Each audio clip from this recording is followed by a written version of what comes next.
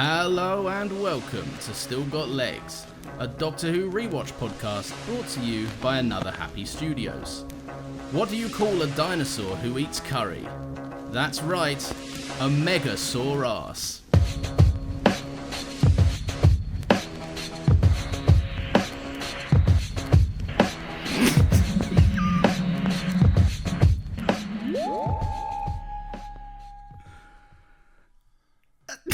Genuinely. just genuinely the worst thing you have ever written. Okay? I don't even know how to move on from that, but I'm going to. Hello, everyone. Welcome to Still Got Legs, the only Doctor Who rewatch podcast in the world. There are no others that exist, so stop looking. You're making your mother upset. And in this scenario, Lawrence is your mother, and I'm your father, and we're on the brink of divorce because of you, so just pack it in, will you? My name is Nathan. As always, I'm joined by my wonderful companion and my wife as we go on this fantastic journey through time and space and rewatch all of Doctor Who. That seems strange in comparison to the intro now, but there we go. I guess you never know what's going to happen when you press record on this show. Sorry. No, that's fine.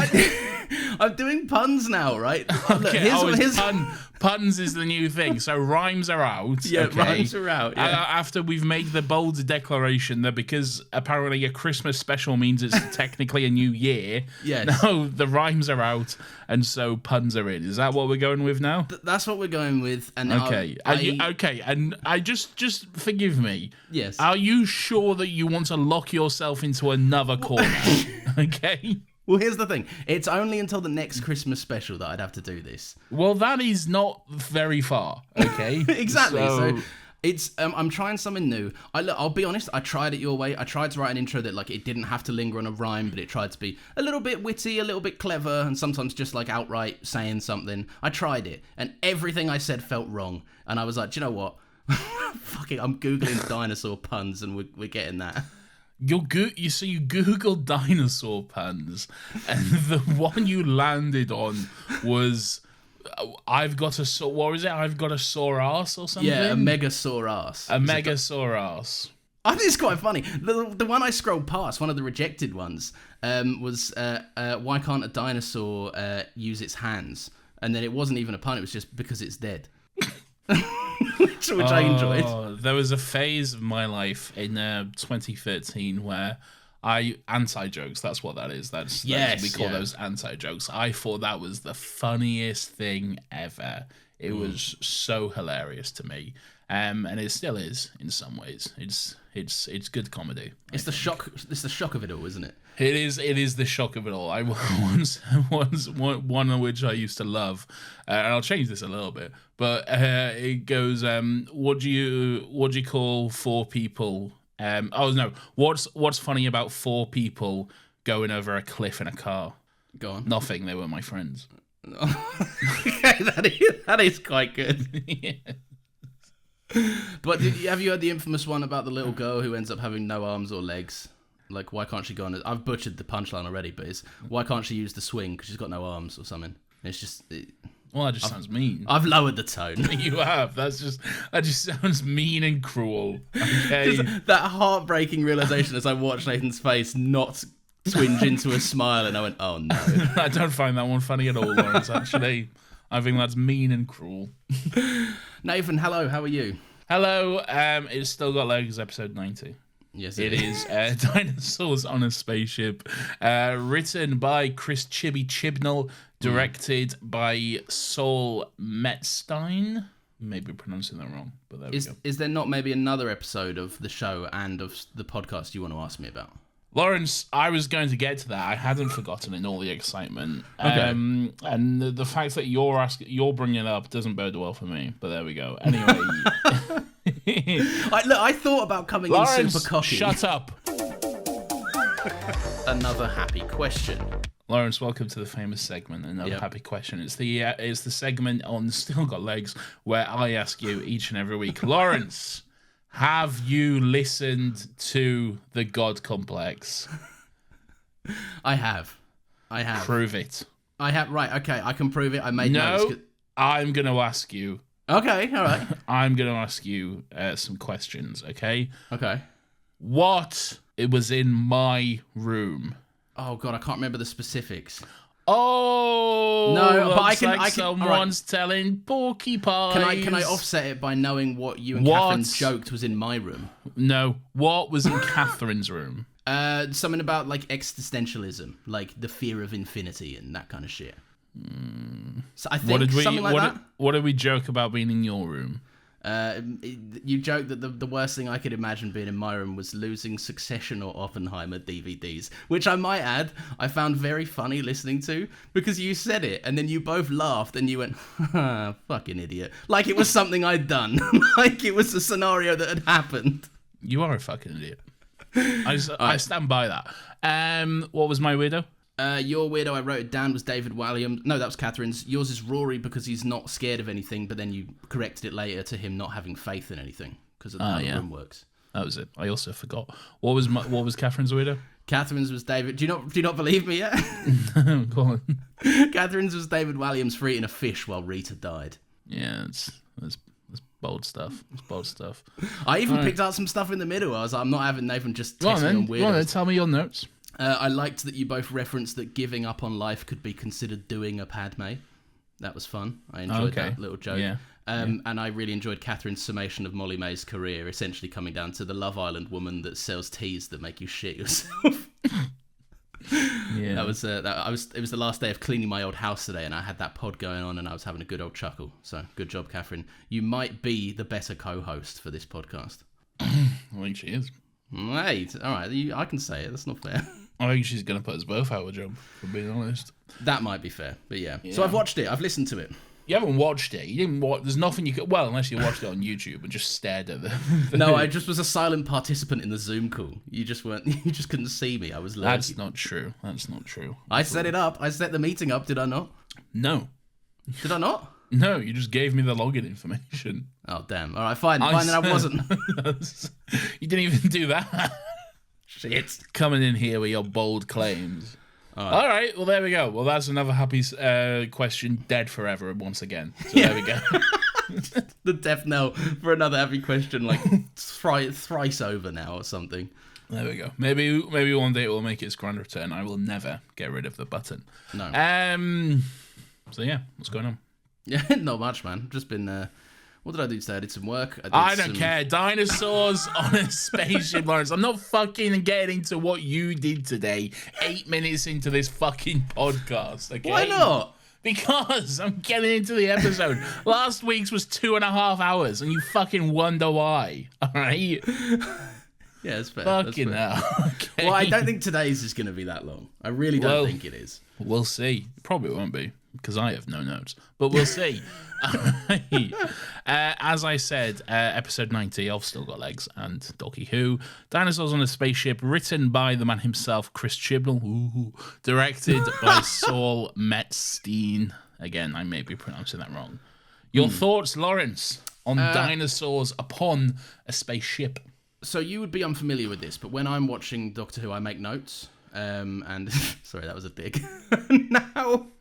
Okay, but then you make these notes, and then you're not looking at what's going on the TV screen, so then you miss half the shit in the actual episode. Well, here's the thing: I pause it, right? So I pause the telly, and this leads me on to my general thoughts, because often when I pause Doctor Who and then I write about Doctor Who, the stuff that I've written makes me excited to look up at the TV and press play and continue that very episode of Doctor Who. And today, that wasn't quite the case. I think it was... Look, I'm not going to say it's a war crime episode. It's not, like, horrendous. Well, that's a bit harsh if that was what you're going with. A war crime of an episode. I just... Look, that's over the top. There's some interesting stuff sprinkled in, right? But it didn't capture me. And when it was good, it was fun, and I was having a good time. But then it often kind of undermined itself a little bit, and I was like, oh, maybe it's not as interesting. I think just a filler for me. You want to grow up? Oh, go on. What do you think? Bit of fun. It's a bit of fun. You've changed. If there weren't dinosaurs in this, what would you be saying? Well, yes, dinosaurs are fun. Okay, all right. And hey, I didn't like Jurassic Park 3. Okay. Yeah, that's fair. I said that was a bad and boring movie. Okay. All right, not even the dinosaurs could save that movie. Okay, all right. It was bad and boring. Okay, so I'm not just blinded by dinosaurs. Okay, I am sometimes blinded by Doctor Who. Okay, but not always. All right. So this is just a merging of the two things. Today you're blinded by Doctor Who and dinosaurs. No, if I'm blinded by anything, it's I don't know. I have nothing. I had absolutely no end to that. I don't know. Rory's hot. There we go. I'm blinded by the Doctor and Rory's kiss. We'll get into that. Oh yeah, sexy stuff. Saucy. It's a bit of fun. Come on, man. It's good stuff. You got dinosaurs. You got a spaceship. You got Egyptian queens. You got Lestrade being a African. He's not African. He's clearly not African. No, he's a hunter in Africa. A sexist, misogynistic hunter in Africa. Yeah. You got Amy wearing a lovely nautical sailor sweater, which I enjoy. Yes. You got Brian Pond. You go on. It's all good fun. It's good stuff. I refuse to call him that other name. Okay. Yeah, it's not. I'm not going to do that. Okay. I'm not going to do my usual thing of calling him by his most famous character's name. But I will refer to Lestrade as Lestrade for this entire that makes sense. I've called him. I couldn't place where I knew him from. Now you've said it. I know it's the Sherlock. But for the longest time, I was thinking, where do I know this guy from? And I couldn't think of a name for him, and I couldn't remember his character's name. So I've put in all my notes. He's the Hat Man. The Hat Man. Because he wears a hat. He's Lestrade. Everyone knows he's Lestrade. I forget he's Lestrade, and he hates Sherlock. He's always like, oh, Sherlock keeps doing my job better than me. No, you're thinking of the other one. The conspiracy theorist. No, well, yeah, he turned into the conspiracy that word that I can't say. Conspiracy theorist, the guy who's in Rogue One. But Lestrade is Lestrade likes Sherlock. I really find it funny. Sometimes you do that. You'll go, the guy that's in Rogue One. And let me ask you this. What? Is he in more than 3 scenes of Rogue One? No. No, I thought not. He's in like one scene. Like, it's when they're all stood around the table in the fucking what's that planet called? Does he go like, what are we gonna do in the background? Yeah, pretty much. Yeah, he's like, we can't fight the Empire. Yeah. Oh, I think I do remember him actually. Yeah, that's it. You do that so often. It's really funny. What? He's in Rogue. I'm not wrong. You're not wrong. It's funny that that's your cultural pinpoint for him. You're like, everyone knows Rogue One. It's fine. Who could forget the infamous scene with that guy from Rogue One? Okay. He's probably more well known for his bit part in Sherlock. He massively is. Yes. But I can't remember his name in Sherlock. But he was the guy who hates Sherlock. He's like, okay. Sherlock, you're bad news, and I'm doing my job or whatever. I'm trying to be a detective or something. Yeah, until he's not a detective or whatever, and then he went insane. I don't know. Anyway, did he have a secret dog brother? No. Only Sherlock had a secret dog brother. Okay, my mistake. We're not doing Sherlock this early. We're not. It's fun. It's good stuff. It's not a certified banger, of course, but I would be very concerned about your judgment if this was the Creed a certified banger. Well, now I'm tempted to make it one just to spite you. Okay. But does anyone? I know on the Discord people often go. Firstly, thanks for doing it. But if you go back and do rewatches, if anyone's planning on starting a re-listen to this show. Could you do me a massive favour, and at the end of it, I'll make the bold claim that I'll send you £10, and whatever that might be in your currency of choice. I could do with £10. Maybe I'll do it. Do you really want to go back and listen to every single episode we've recorded? I really don't. If I'm being honest with you, I don't need £10 that badly. I'll make the bold claim that you can have £10 translated into whatever currency of your choosing.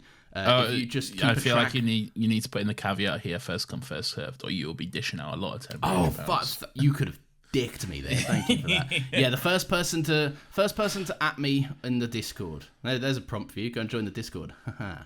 Right, go and just on your re-listen. Can you just find out every episode Nathan has decreed a certified banger? I just want to see him laid bare and see kind of how the quality dips and weaves. I'd be quite interested to know that too. I'd be quite interested in the list. All right, Nathan's doing a $5 towards it. No, I never agreed to that, okay? That was not included, okay? Lawrence himself will be dishing out £10, I guess.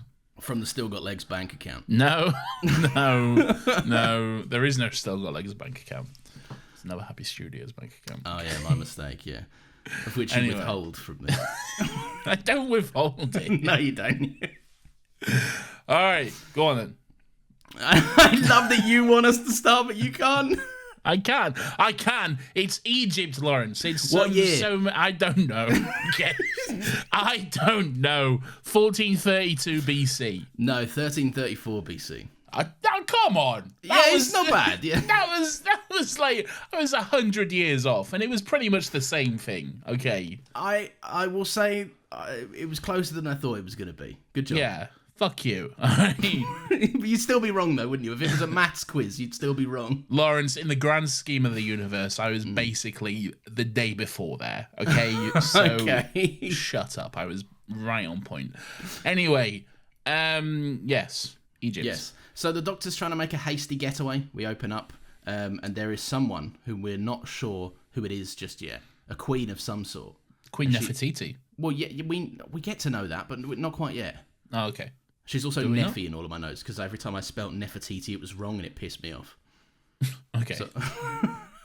Sure. What do you mean we don't know that? Does she not? I mean, I guess she doesn't say, hello, I'm Queen Nefertiti. No, but she's... I'm adding a bit of theatrical spice to the story, all right? Okay. I'm spinning a tale, okay? All right, great. Anyway, sure. So she's super horny. She's big into the Doctor. Right? Yeah, the Doctor's acting classically flustered around sex. He's gone one of his two ways again. He can either go aggressively horny or aggressively asexual and flustered. So this week he's gone for the latter. I feel like you could weave in between that, in and out of that, because he flirts a lot, but we've never actually seen it. There's never been a love scene in Doctor Who. And there never should be, okay? And then there is no... Doctor Who has no business having a love scene. Well, I say that, and then you wait for these episodes to come, okay? Yeah, you're going to get really irritated about maybe you're going to start one of them petitions. Look, I just keep on my shut. Anyway. Force two actors to come back to Doctor Who to film a love scene. They should. We all know they did. Anyway. Oh dear. Anyway, yeah, she's super horny, but something interesting comes up on the Doctor's psychic paper, which pulls his attention away. He's like, hang on a minute, stop trying to have sex with me for a sec. I need to make a getaway. Is it the Indian Space Agency? Is that what the ISA stands for? I assume. I would imagine so. It's every time we cut back to them throughout the episode, which isn't very often, there's the kind of this sci-fi, almost like cultural music sting. Oh, okay. Yeah, and at first I thought, oh, this is an interesting sci-fi sound. You know, I take special care to pay attention to the sound effects in Doctor Who. Annoyingly so, yes. Yeah. But I was like, every time it cut back, I was like, a new one, and I quite liked it. Okay, I like the concept of the Indian Space Agency. Usually, it's quite refreshing because usually it's just like America or. More often than not, it'd just be UNIL fucking something. But there's something different. I like that. That's interesting. And with it being so far into the future, it makes sense that there'd be all these different space agencies in charge of the Earth's defenses and stuff. And speaking of so far into the future, do you know what year this happens? 23. You were already wrong when you said 21. It's 2367 AD. Oh, I was way off. Okay. You were a bit off with that one. Yeah. But you got the 2. Congratulations to me. I was within 1,000 years. So well done. I got it. So yeah, he heads over there. The Doctor's he's analysing some readings, and he says, "Crikey, Charlie," and I quite enjoyed that. A lot of this episode is spent staring at the camera, and then there's a overlay of holographic graphics in front of the actor's face. There's a surprising amount of that. A surprisingly large amount of this episode is various actors just looking into the camera, pretending there's stuff in front of them. In their defense, that's cheap, and dinosaurs aren't. Hey, yes, that is true. Yeah. That is true. So there's probably a bit of that. So he's taken Neffy with him. I'm going to gloss over the fact that I wrote Niffy in my notes. Not sure why. And he does. I like this because he mentions that he needs to visit the ponds. He says, "Oh, it's been ages." Well, you have brushed over. I warned what's you my going notes on. are busy. Okay, All right? yes. You have brushed over the entire premise of the episode in that. No, the Indian this is all in this. Is it? Yeah. You need to look. It's all amongst it, right? Listen, the thing you need to know about my notes, all right? Okay. is they're not as laser focused on when things happen, more the vibe. And by the time the scene finishes, we know what we know. And Lawrence has written that in whatever order. All he sees right, I'll fit. trust you. I'll let you go. Look, as the only man with notes, I know the dates. Do you know the dates? You got me there, okay? I don't know the dates. So he's taken not Neffy with him, and he mentions, I need to go and visit the ponds. It's been bloody ages since I've seen them. But then we find out what the Doctor is checking out. So he does that thing you mentioned. He's looking right into the POV of a computer, which is a bit of fun. And there's a spaceship that they're checking out, and it's not giving off any messages. It's not, they can't receive a signal from it. It's not giving off any response. No one's getting back to them on the old dog and bone. Okay, and just, if it just comes, flying through the void, flying through the darkness. yes, having a little kind of mosey about. But the catch and the premise and the setup and everything is if it comes within 10,000 kilometers of Earth, they're going to fucking missile the cunt. Big time. Oh, no. Fucking missile the cunt big time. Okay.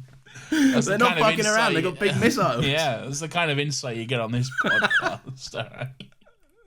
Look, I'll be honest. Is it within 10,000 kilometers? I thought it was because isn't it approaching Earth? And I thought it was when it gets to within the Earth's atmosphere that they'll then fire missiles. Because that's what ends up happening.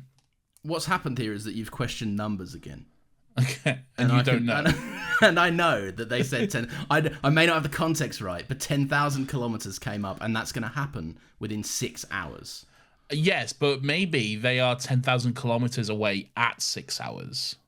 You might be right, but I feel like we might be splitting hairs also for dinosaurs on a spaceship.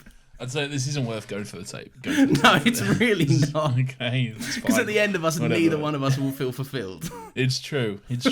All right, so the Doctor needs to gather a team, a gang for this quest, for this little adventure. So who's he going to pick up, Lawrence? He's going to go and pick up Lestrade. He heads over, he moses on over to, what year would you call this in the African plains?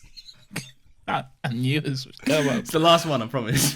I am going to say, based on the vibe of this guy, 19?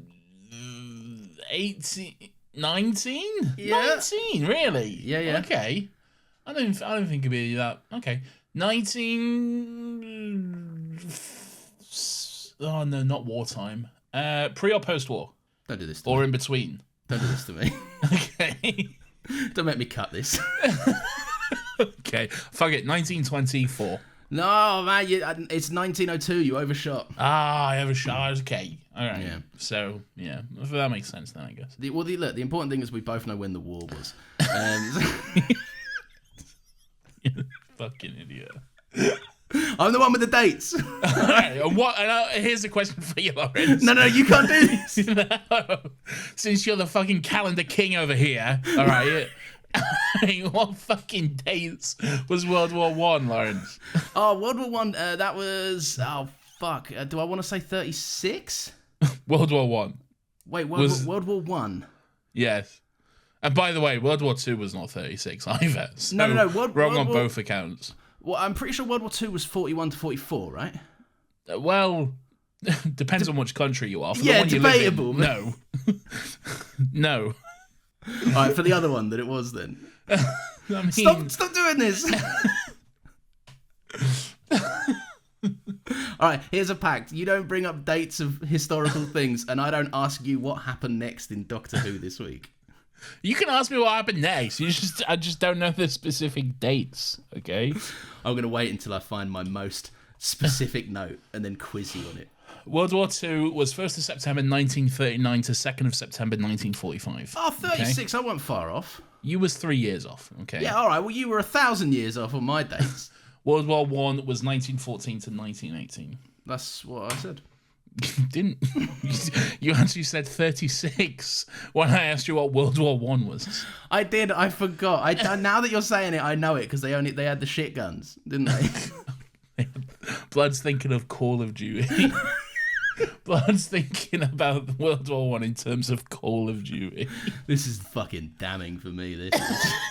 Anyway, It's going out. Transparency. there we go.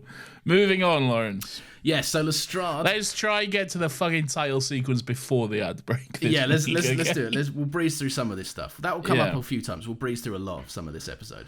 So the Doctor and Queen Neffy, they head over to the African plains. It's 1902. Lestrade is there. Yes. And he's under the impression that the Doctor was supposed to be back 7 months ago. He went, where the fuck have you been, you bitch? It was I had 2 girls who were dancing, and then I had sex with them. He was like, I'm bloody managed because I'm a proper geezer. He is a proper bloke, this guy is. I like that he doesn't wait more than 2 seconds before being like, and I'm sexist. And then 1902. Hey, yeah, I get it. Let us know up top, you know? Yeah, let us know what we're in for. Fair play to him, you know?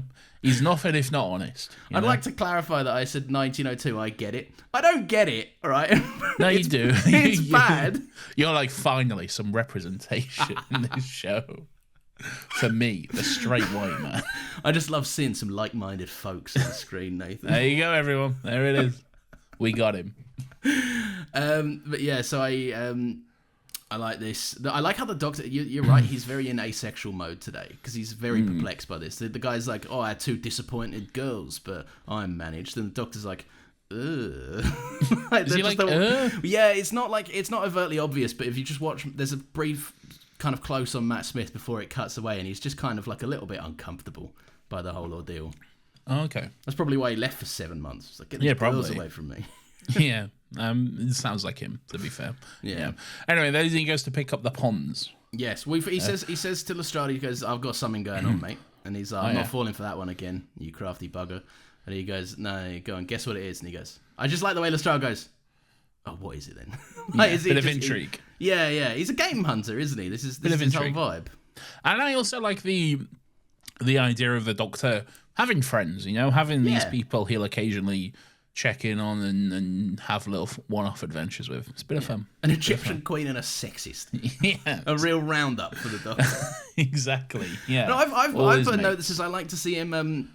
The whole season, or the whole last season, was about him making a name for himself, and it ends with him kind of quieting down. But I like to see that that's not like him skulking away in the shadows. He's still very much going about and living a life and meeting people. Yes. Yeah. He's not a recluse. Not yet, anyway. We'll get there. Well, okay. Bit of sizzle. For just everyone else and me included this time. Yes. Wait, what? I didn't even listen to you. I said yes. What did you say? I said this sizzle for me too, because I'm not sure. I know the vagues, but not everything from this point on. I feel like most people will know what that's referring to. I feel like that was probably just for you, to be honest. Oh, really? Yeah. Okay. Yeah. Anyway, so Amy and Rory, they're having a new light fitted, or a light bulb changed by Mr. Brian Pond himself, Rory's father. What a great casting, first of all. Fucking incredible. The spit of him, isn't he? Like, well, I'm not even talking about looks. I'm just talking about just the you see this guy and you're like, oh, that's a dad. That is just, he is so much just full on dad mode, isn't he? He's insane. He's Rory escalated, right? Like this is what Rory's going to be like in I don't know, like 30, 40 years or whatever. Like, how old is he? He says he's 30 in this episode, Rory. Oh, yes, he does. No, he says he's 31, I believe he says. Oh, yeah, because he doesn't have a Christmas list. Yes, but the Doctor does. You're kissing 31. Are you going to have a Christmas list? Okay, come on now. I'm just saying. Yeah, no, but you don't need to. I feel like you're always way too happy to bring up my age. Okay? It's the one fact that will never change, that you're older than me. You're going to be 31 at some point as doesn't well. Matter, okay? Doesn't matter. I know, because then I'll be like fucking 34. Exactly. Fuck you, man. Whatever age I am is the right age to be, because it's still younger than you. Fuck you, man. Fuck you. No, but you're right. It's fucking perfect casting. This is what I like about the episode. This is the interesting concept for me, right? Because it's been a fucking. I think someone on the Discord pointed this out earlier as well. It's been a hot minute since we've seen like a companion family dynamic. Like, we were treated in the early days of Donna and Sylvia and Wilf and Jackie and Rose. I disagree. I'd say the Ponds are a family dynamic. Well, yeah, but like they're also mainline companions. Like especially from season 6 onwards, Rory was as in like a companion's actual family. Like a cutaway. Yeah. When we go back and check in on them for an episode or two. Yeah, that's because Russell just loves to do that. He really does. Whenever he doesn't know what to do, he goes, "Fuck, I can make some modern day commentary here." What if back to Earth? Yeah. What if the companion had a mum? Oh, and that mum slapped. Get this, the Doctor. Write it down, Russ. You've done it again. Also, I don't know how elections work. Please, someone help. I don't know how to vote. I don't know how to vote. He just goes to the voting booth. He's like, "What do I do?" He goes there and just screams at the wall. Help! Help! He walks in with a big, whatever the politician is, he walks in with like a Vote Saxon-esque fucking design of their face and just goes, "Is this what vote it is?" I want this one. Help! We failed in our Let's Try. Oh no. Let's try. We won't do the ad until we get to the title sequence. Okay, all right. In that case, that's motivation. Let's speed through this. So yeah, it's good casting. I'm married. I like this very fun dynamic. All right, you don't have to brag about it, all right? Yeah, well, hang on, everyone. Just admire me for a second, please. Okay. No, but my wife's mother is always like, so my mother-in-law is always like, "Oh, why'd you put up with her?" And then my dad is always like, "How'd you get lumped up with this sack of shit of a bloke?" Like, so, like I like that Amy is like, "Oh no, Amy, you didn't do anything wrong," and Amy's like, "It's a Rory" in the background. It's kind of a rule of the in-law, the parent-in-law, that you have to be dismissive of your own child and like and praising. If you're up for a bit of fun, if you're just a horrible person, then you'll be like, "They're no good for you" or whatever. But like, if you're up for a bit of fun, then you'll be like, "Oh, you don't deserve them." Yeah. You know, my in-laws have got the good sense to do that behind closed doors when I'm not there. Yeah. As they should. They go, "How does he? Can't drive?" Yeah, because I know he's pushing 30 and he can't drive. Shut up! You knew it was coming back round. Shut up! Right, anyway, we've got to be speedy. The Doctor materialises the TARDIS around him. I like that just before this. This. It's incredible, right? Yeah, it's so good. I love that Brian is just like, he's just fitting the bulb. And then they start to hear the TARDIS and like, "Oh, no, I'm going to slap him." And then when he starts to materialise around them, it's the fact that the Doctor just doesn't even bother looking at them. Yeah.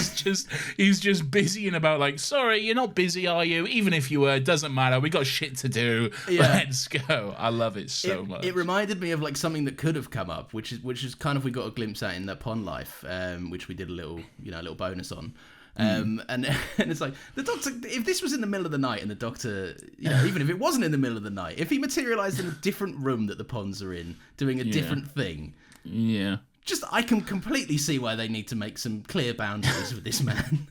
Yeah, that's probably fair. I feel like he can pilot the TARDIS well enough, in most cases anyway, to not land directly in their bedroom.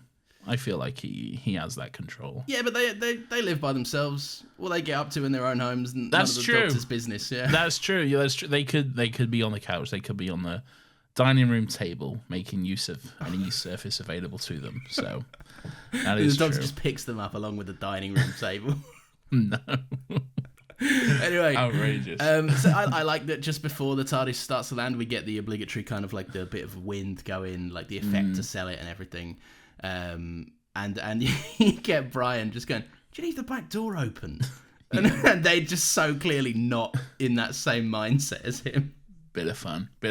Anyway, they land on the spaceship. The Doctor again just ignoring the Ponds and not like purposely ignoring, but he's just busy. He's got stuff on. Yeah. He's like, "Everyone grab a torch. Come on, let's all go." Heads out the TARDIS. He's inspecting some spider webs as they all come out, and then he's like, "Hold on. Everyone stay still, intruder. Nothing gets past me. Not ever. How did you get aboard my ship?" to Brian. And then I love that Rory's like, "It's my dad." And the Doctor's like, "You can't just bring your dad along." He goes, "Well, this is bold, isn't it?" Yeah, not just a taxi service. And then the immediate switch up when Rory says, "You materialised around us." It's like, oh, all right, yeah, my mistake. That's different then. It's very funny. I do like because he's always remember when the Ninth Doctor took off and sorry. Do you remember when the 10th Doctor took off and Jackie was just sat on like a really high up compartment of the TARDIS? If we end up on Mars, I'm gonna kill you. Yeah. Rose like, my mother's here. Good old Jackie. Do you remember Jackie? Oh man, I miss Jackie. Miss Jackie. We'll have to catch up on some of those 8th Doctor Big Finish adventures. Jackie Tyler. When they're saving the day from Adam or something with his head or whatever. Who knows what's going on? Yeah. So yeah, I like. You're right. The immediate switch up is very fun. The way it's just like, oh, then lovely, nice to meet you, good stuff. He knows his name as well because he doesn't tell it. No one says Brian. He just goes, "Oh, Brian, welcome aboard." You know, it's very cute. And I quite like that after that, almost immediately they kind of get on. Because Brian's kind of looking around, going, where the fuck? What the? He's catching up with it all. And Amy just kind of like weaves over to Rory and just goes, yeah, you better tell him something, right? Bye. I love you, bye. And here's a question. Obviously, the guy who plays Brian, I don't actually know his name, was not cast in Series 5 when Rory and Amy got married. Okay. Yeah. Was Brian at the wedding? Because if he was, surely he would know about the Doctor, because there was a whole big thing there about the TARDIS landing. There was, yeah. So if Brian wasn't at the wedding, why? Maybe he doesn't like it. Maybe he's like not a fan of this union. He seems nice enough. Yeah, they might have come around now. Like they're homeowners. Rory's got a fancy car. This is a few years later, to be fair. Yeah. But Amy's got a lucrative modelling career, or does she? No, she. Oh, okay, you're doing a little bit. I'm doing a little sizzle. That one was for us. I thought I had you there. All right, well, that's something to ponder. Yeah, anyway, ponder. Hey, told you I was the pun man. I made that. You but I brought it into actuality. No, you can't take credit for something that I. But you were just saying it. You weren't aware of the comedic gold. Fuck off, man. You can't do that. Alright, but so Rory's been lumped with the monstrous task of kind of telling Brian where he is. He's in space. That was a spaceship. Yeah. This is the Doctor, and they're mates of him. And Rory confesses, you know that honeymoon that I went on just after the wedding? And the way Brian goes, when you went to Thailand. And Rory goes, yeah, rather the entirety of time and space. Yeah. Difficult to explain, I reckon. How would you do it? Let's pretend I'm your dad. I love you, son. Stop this. Hello, Nathan. It does not sound like that at all. Nathan, kick your feet up on the sofa. Stop that. Tell us where you've been, son. I've been through all of time and space. All right, sick. Great. My dad would not say sick, okay, at all. I was putting a bit of dramatic flair onto it as a performer. I'm allowed to do that. All right, great. The sun's coming in late today. Let me tell you that. Oh, yeah, shit, yeah. We do this when the episode's a bit boring, all right? And during any other episode as well. Yeah, it's true. That's true. So Amy asks the Doctor where they're at, and also she starts grilling him. She says it's been 10 months. And they also have a quick hug, which is quite cute. Well, and she also asks, who are they? Are they the new us? Yeah. I do like the way the Doctor just waves it off by going, they're not pawns, they're just people. Yeah, they're not pawns, they're people. Yeah. And hello, 6 months, and then he gives her a hug. Or 7 months? Is it 7 months or 6 months? 10 months they've been apart. Oh, I'm wrong on both accounts then. There we go. You're not the numbers man this week. That's me. Not the numbers man. 10 months. All right. Quite a while. Yeah, it is. It is 10 months since Asylum or 10 months since Another Adventure? I don't know, because the way that he materializes and they go, oh, fucking, they can't. It's like a regular thing. It feels like. Yeah, I feel like Series 7 especially. There's a lot of time between the pages. I feel like, possibly years. So yeah. There we are. Anyway, there's a big old lift door. They all start to kind of have a wonder about. The Doctor said he wants to have a gang, and he's like, I'm trying out having a gang. I've brought this sexist and a queen. Good gang. Good gang. Yeah, it's solid. Yeah. Everyone's got their own abilities. Yeah. Not really. One of them has a big gun. That's about it. He doesn't have the gun yet. Oh, yeah. So it's useless then. Yeah. Just a man who doesn't know what technology is. He's got his misogyny abilities. Oh, yeah. Right? Roll a nat 20 for sexism. There you go. So there's a big old lift door and it starts to open. We do not straight away see what's behind the big door, but we do see the Doctor form a big grin on his face.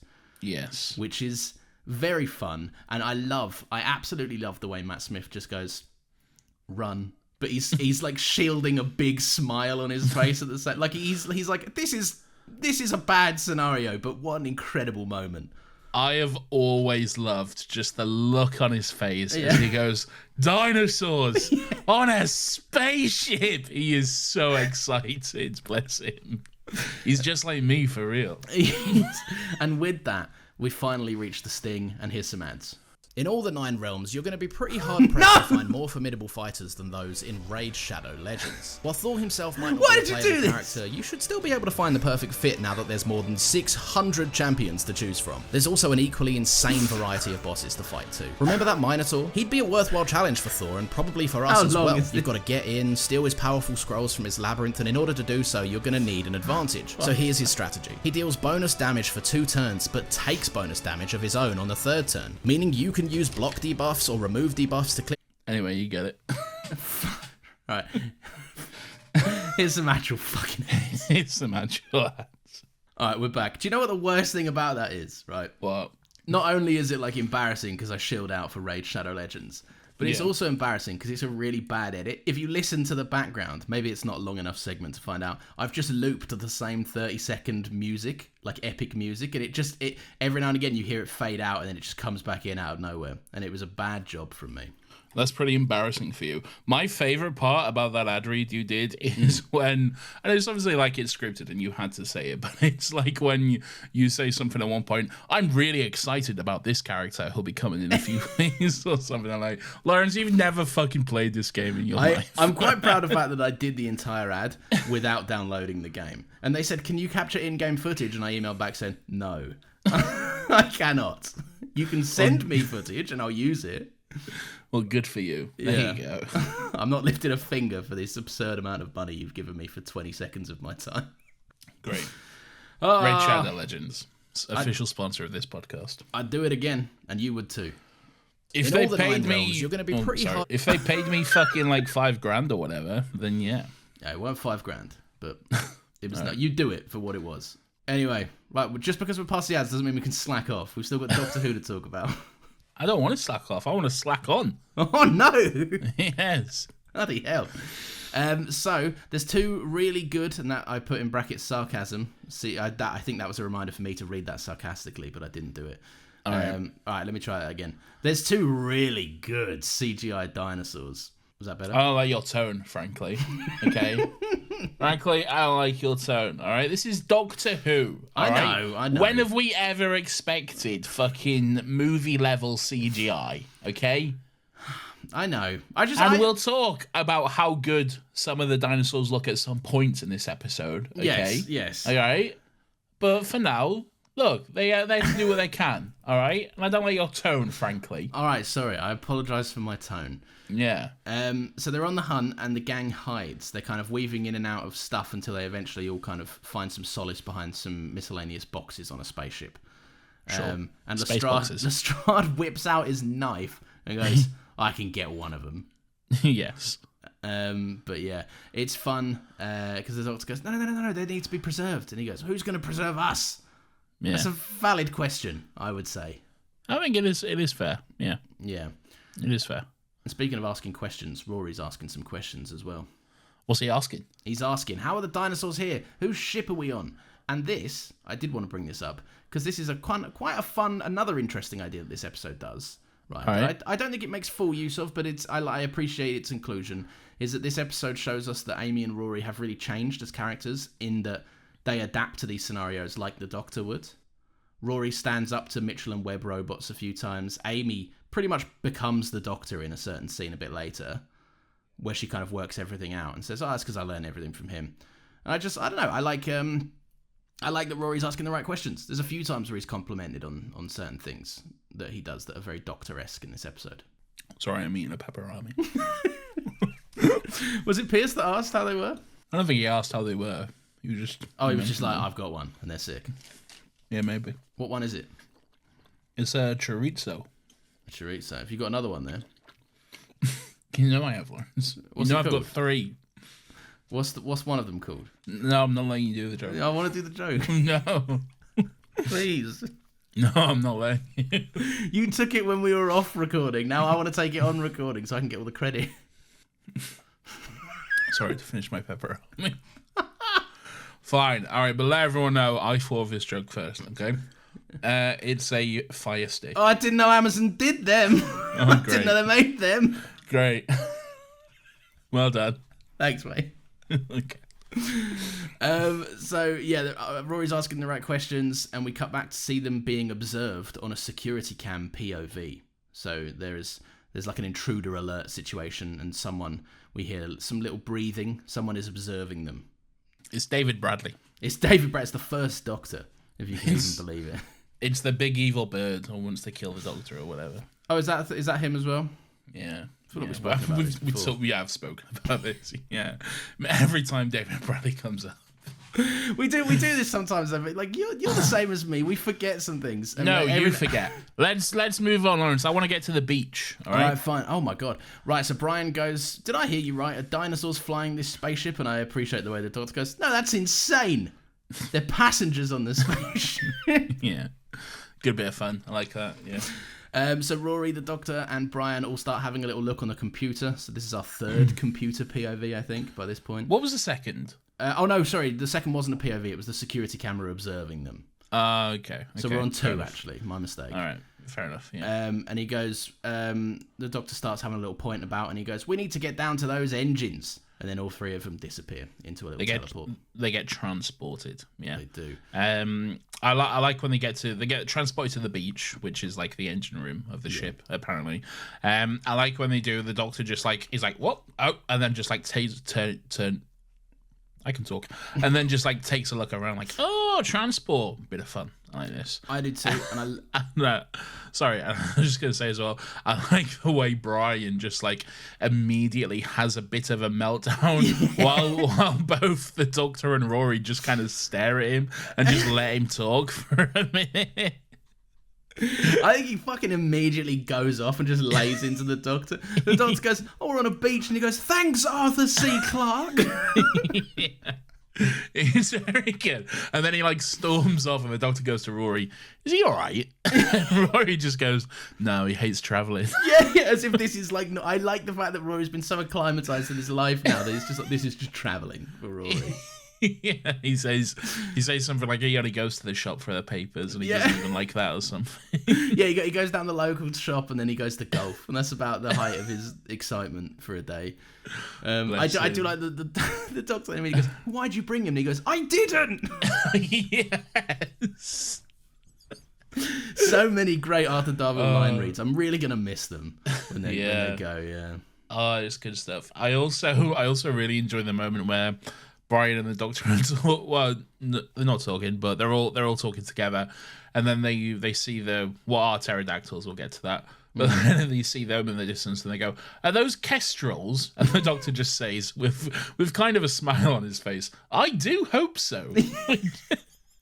Which is very fun. This is an episode for all kinds of Matt Smith deliveries, right? Yeah. Because that's the one thing that you can always appreciate about this era. If the script isn't living up to its potential, then you can always believe that the actors are so fun. They're going to have a laugh with it. And Matt Smith is killing it in this episode, to be fair. Matt Smith is always killing it, but but just like you say, the big grin, dinosaurs on a spaceship, and then you go, "Oh, I do hope so," about the kestrels. Like it's lines that should actually be nothing on a page become very fun. Yeah, very true. Yeah. Very true. So Brian wants to know where they are, and the Doctor sticks his tongue out, which is quite fun. We haven't had that one of them in a while. That's true, actually. Yeah, he hasn't done that in a bit. 10 was most of the tongue man, wasn't he? And we mostly saw Matt Smith do it in Series 5 when he was kind of early on and still had some of the 10 mannerisms that we mentioned a few times. So, yeah, I don't know. It's been a while since we've seen it, but I like it. I'm happy it's back. I always like the Doctor kind of figuring out stuff through like a weird fucking manner. It's always more fun than just scanning around with a sonic or whatever. And you want to suck that tongue as well. Do I?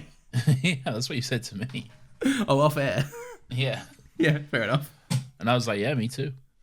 And we both talked about it for a bit. Right, so the ground is humming. And the doctor tells them to dig. He goes, dig, boys. Yes, dig. And Brian, what's this, a trowel? I don't know what that is. Yeah, trowel's a little shovel, a little spade. Little spade, okay. Yeah. Well, I figured know what out a trowel from the is? fact that it looked like a little spade.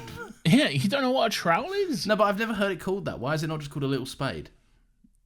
Is it like a specific type of spade? Oh, for like weeding or something. I don't know. I'm not a building man. I did the most overkill on my old house's weeds the other day. There was weeds, and they were like, it would have taken me less than 10 minutes to pick them all up and give them a little clean. I got a fucking power strimmer out at 6 a.m. I felt really good about it. Cool. I'm sure the neighbours loved that as well. I don't care. They keep parking in all the spaces. Fuck it. I've moved out now. Fuck them. Fuck it. I'm those hardworking construction workers who try to park in those spaces. Do you remember when you was like, fuck them? Yeah, I do. You put a cone you know what? No, I stand by it. All right, I fucking pay for an extra parking space, and it's convenient when people visit. All right. You don't have another car. But when my parents-in-law come over and they want to see us, they park there, and that's what I appreciate. Otherwise they'd have to park 4 steps away. All right. But then the same logic applies to the construction people. No, they're hardworking boys. They're beautiful boys. Right. All right. You don't have a love for the working class like me. Oh, give off. That's not your culture. All right. That's not your people. Okay. Right. So Brian's pulled out a trail. He says, "Why?" Roy's going, "Why'd you just have that?" And he goes, "Every man should have a trail in his pocket. You should put one on your Christmas list." And this is where we find out that Rory is only 1 year older than you. For fuck's sake. Okay. Great. And Rory says, "I'm 31, I don't have a Christmas list." And I love the way Matt Smith just spins on the spot, and the doctor goes, "I do." Of course he does. That makes perfect sense. Yeah. He's not met Santa yet, has he? Not yet. Anyway. Oh, he might have. He claimed he was Santa at one point. Red bike when you were 6. Oh, yes, there you are then. Yeah. Which was a lie, apparently. Yeah, so it doesn't quite add up. So I don't know. So they're having a little dig with the trail, and they find out that there's ground beneath the beach. It's all sorts of... so we're not on a beach, in fact. We're on a ground. No, we knew that. Engines. Yeah, I mean, look, for me, it's a strange little detour, but it's fun. Whatever. They get chased by pterodactyls, all right? Yes, They're not yes. kestrels. They get chased by pterodactyls. They run into a cave, and that's where we meet Mitchell and Webbot. Yes, and in amongst all of that, it is important to note that the first Doctor has gone, ooh, a doctor. They called him Doctor, and he's very sinister sounding. Don't worry about David Bradley, all right? And don't call him the first Doctor. I don't like that. Okay? Okay. So I've put, we cut away to Hatman on the booze. He's on the booze, is he? He's pulled out his little hip flask, yeah. Like Oh, has he got a little canteen, is he? He has, yeah. He's a ladies' man. He's gonna, I don't know, he's gonna spike. Why does that make him a... Oh, okay. All right. Because he's out using it for nefarious reasons. I'm sorry. This is the kind of gold you get when I make sloppy notes, right? Yeah. My note, I promise you I'm not lying. My note verbatim says, Hatman's on the booze. Amy goes, stop boozing, you cunt. Fucking hell. Incredible as always, Lawrence. But he says, I don't take orders from you. I couldn't work out if he said you or if it was more of like I don't take orders from like women is what he was. I feel like that was the general vibe of what he was saying at that point, because he does then go on to say more misogyny, basically, does he not? He does immediately, yeah. Neffy says, if any man spoke to me like that, she'd execute him. And this is where he starts being like, you want a proper man. You want to, like, he starts all of this kind of nonsense towards Neffy. He starts his flirting campaign that he gets up to for the rest of the episode. But I do like that it's kind of undercut because Amy's like, oh, you Queen Neffy, I learned loads about you at school. Sick one. And she's like, yeah, good stuff. And he says, well, you obviously she calls herself a big fan, then asks for a high five. But Nefertiti doesn't know what a high five is, so which checks out. I think that makes sense. Out. Yeah. As we know, I'm not too clued in on historical dates, but I know that much. No. Yeah. So Lestrade goes, "Are you clued in about history? You're a history buff, are you? Obviously know all about me." And Amy's like, "No." And he goes, "Well, then your education's lacking because I'm the best game hunter in the African plains in 1902. That's what I'm about." And Amy's like, "No, because people that hunt, innocent creatures probably just don't make that big of an impact on history." And she's right. Yeah. So, fuck them. Blow to the ego. Fuck you, Lestrade. Have you ever met anyone that's gone like big game hunting? No, and if I did, I would not be friends with them. No, okay? right? Yeah. Why would I? Why? First of all, that costs like insane amounts of money. Okay. Yeah. So no one I'm friends with is going big game hunting. All right. And also, I'd like to think just morally and ethically, no one I'm friends with would go big game hunting. All right. Brutal, man. It's fucking horrible. It's one of them things that I just can't really work out like why. There's no purpose to it. Yeah. I'm not against hunting if it's like for a purpose, like for food, for whatever, you know. But just hunting as a sport, fuck off. Yeah, if you're just hunting as a sport and then you go, I just want that head on the wall. Yeah. What's wrong with you? Why would you? It's an ugly decoration anyway. It is ugly. Yeah. Oh, horrendous stuff. Big deer head on the wall. Yeah. I watched Get Out recently. He fucking kills Bradley Whitford with a big deer head. I watched Blink twice. There you go. Does anyone get killed with a deer head in that one? No, but a lot of people do get killed. Hey, spoilies. Right. I don't like you. So Neffy goes to Amy. What about you, Amy? Then, so I'm a queen. This guy's a fucking sexist. What are you? Are you also a queen? And I've put down. Amy says yes, and I think it's a little weird that this moment seems played as a joke. I don't understand the humour, Nathan. Why? Because she is a queen? Because Amy is a queen, Nathan. I'm not afraid to admit it. Yeah. Okay. Do you know what this made me think of? What? And I don't know why this specific memory popped into my head, but it did, and it made me laugh quite a lot. For context, when we was at uni, we had quite a lot of our friend group, quite a lot of people we knew worked at Nando's. Okay. A surprising amount of people. A surprising amount of people we knew worked at this one specific Nando's restaurant near us. Okay. And all of them were girls. Okay. They were all women. Okay. Yes. And I just remember walking past this Nando's one day. We was on our way to Spoons, obviously. And we was walking past this Nando's, and you just turned to me and said, "Are any of our queens working today?" Did I? And I found it so funny. It makes me sound better than what was intended. It's because we got a discount when they were working. We got a discount. We could rinse a discount. Are any of our queens? Are any of our queens working today? Oh god! Normally, when you tell a uni story, I come off horrendous, but that one's not so bad. You can tell that one again. That's a good one. Yeah, I like it. I don't know why that popped into my head, but it did, and I enjoyed it. Are any of our queens working today? But yes, so that was the joke. Amy's a queen. It was very fun. So the spaceship is powered by waves. They figured that out. Is it? And this waves? Is yeah. That's the engine room. It's like I don't know, something about the waves powers. I don't fucking know, but it works. All right, missed that. Anyway, Silurians. Yes, yeah. Well, hang on. You need to stop judging me around, all right? We're not there yet. All right.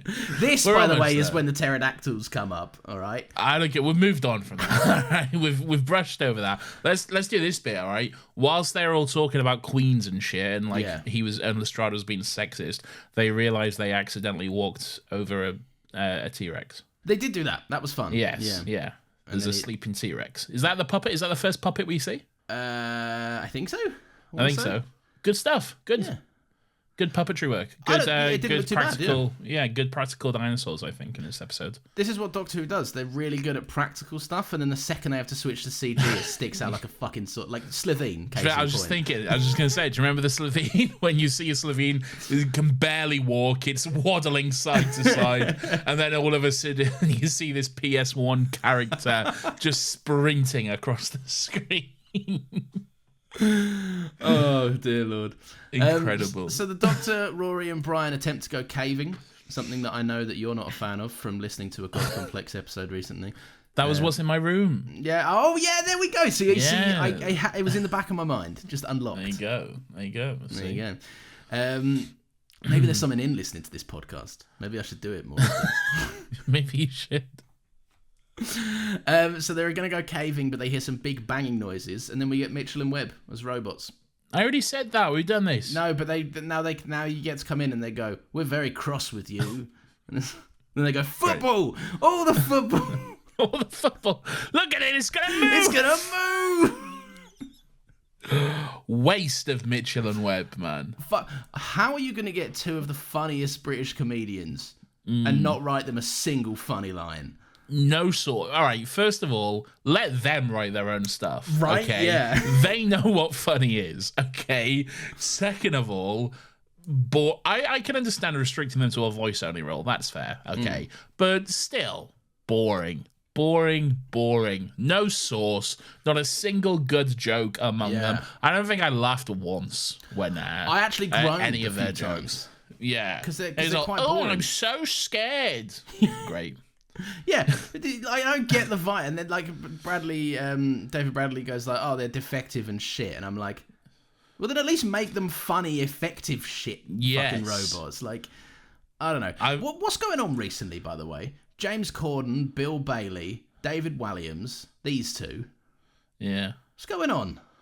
I don't know. You always get British comedy names in Doctor Who. But was there something in the fact that this is when the show kind of blew up in America and maybe they could afford a few more big faces? I mean, the budget was definitely bigger, but yeah. I mean, we had Simon Pegg in Series 1, so... Yeah, but he was fresh off Spaced when he won't... Oh, no, Shaun of the Dead was probably the year before, yeah. He'd have done Shaun of the Dead and probably... No, he wouldn't have done Hot Fuzz. No. Do you remember when he had frosted tips? Yeah, it was in that episode. Yeah, it's crazy. He had literally frosted tips. They were literally frost. Nick Frost. But come on, fucking Mitchell and Webb, man. Two incredibly funny comedians. Yeah. I have not seen Peep Show. Not all of it, anyway. But you cannot get much funnier than, I'm eating a fruit corner, Jeremy. You like blowjobs, don't you? I'm eating a fruit corner, Jeremy. Oh, was it the classic? Those kids don't know what went down at Stalingrad. So fucking amazing. I'm not a pedo. I'm not. It's a real testament, I think, of this script that they managed to take, like fucking Mitchell specifically, right? Is it David Mitchell? Yeah, David Mitchell. Yeah. Robert Webb. That's right. Yeah. David Mitchell. Almost everything that man says can be funny. Like, he's on talk shows and game shows and stuff, and almost every time he could say, I was at the shop, and it's funny. Yeah. Right? He can take any line and make it funny, but not this. Why this? No, it's just nothing. And, like, they're like bickering robots, and bickering is something like Mitchell and Webb do well. They're like us in that sense. You should really fucking edit in the... You like blowjobs, then I'm eating a fruit corner. I'm eating a fruit corner. But just put it in this. First, you're editing, so you can do that. Okay. No, right. I meant put it in with like the clip of this episode of like these two robots. I see. Just take fucking just take audio from Peep Show and put it in. Yeah. No turkey. It was a Christmas joke. That was your job, you fucking moron. Fornard, Jeremy. Are you insane? What's this podcast, man? What are we doing here? We're just laughing. We're laughing at someone else's comedy. And if you haven't watched Mitchell and Webb look as well, do yourself a favour, man. Yeah. So good. So I actually think that and Peep Show are best enjoyed, just sporadic episodes. You can put any episode of Peep Show on. You don't need to know what's going on. It's just really funny. The same with Mitchell and Webb look. Just the absurdity of Number Wang. Yeah. That's Number Wang. That's Number Wang. And you've won, so this week your prize is going to prison. Yeah. One of my favourites is the, I think, quite underrated BMX Bandit. Yeah. Was he as his sidekick the as well? BMX Bandit and the Angel or something. Like Angel Boy or something. Yeah, the Angel. And the Angel Summoner or something it's called. Yeah. And he goes, I can summon the power of angels. And he goes, and then I can use my BMX. And of course, Digby Chicken Caesar as well, which is incredible. Always Yeah. Funny for that camera angle alone, to be honest. Like, so good. Anyway, right. Let's stop just gushing over Mitchell. Yes. Now we've asserted them proper credit and their dues. So now we can say that they suck in this episode. They do suck in this episode. I don't think it's their fault. No. I think it's purely down to the writing. They not even miscast, just purely poorly written. Yeah, Really, and they can't read the room. It's a voiceover role, so they can't bounce off of Arthur Darvill because he's giving them a lot to work with too. Yeah, just let them write their own material, man, and it would be a lot better, or probably a little bit ruder. But yeah, who cares? You like blowjobs then? I'm eating a fruit corner, Jeremy. So Amy finds an old room and starts pressing some buttons. She makes a few comments about how she's picked this all up from the doctor, and she manages to get herself into a little computer. Good for her. Yeah, good on her. I like this. Yeah. Look, it's obviously a hand wavy way of just being like, Amy finds a plot button. Yes, but this is her like, I'm the doctor now. Yeah, I always like it when a companion kind of evolves to that level. Like she's got her own companions. She does. Yeah, they start flirting, and she's like, "Oh no." she literally says, "I will not have flirting companions." Yeah, so, like, Amy, those in glass houses should not throw stones. Like, we still remember. She flirting with, apart from her own husband. Okay, the doctor. We don't talk about that. We don't talk about that. Okay. Sorry. So yeah, that's a bit of fun. Right, Silurians. Which Silurian was it? Was it the doctor or the other guy? It's the doctor who kept the frozen kids. It's the doctor one again. Yeah, it's definitely that bloke. I recognised his face. Right, okay. It wasn't the one who was like, oh! Do you remember it? What was he like? He like came in. He said stop, but he did like stop. Oh, with like the mayor big Silurian. Yeah, the big operatic falsetto when he came in. He was like, oh! No, I don't think it was him. I think it was the science guy, because he was like, he also had his thing where he was like at a desktop and he was filming it on his photo booth app, and he was like, oh, the Silurians are doing something. I can't remember what they're doing in this episode. So it's definitely that guy. Are you sure about I'm that? almost certain. All right, well, there we go. Locked in. Well, no. Locked in. He's confirmed. So yeah, it's the Silurians. I'll be honest, I kind of glazed over a little bit here. I don't know what the fuck they're doing. I think they're just trying to have a little explore out there, see if there's some other habitable worlds or whatever. They're trying to save some dinosaurs. Whatever. Don't really matter. Yeah, who cares? Anyway, moving on. What else is going on? So Brian wants to know what the escape plan is now that they've been picked up by Mitchell and or Webb. Mitchell and Webbots. What? Mitchell and Webbots. The Web.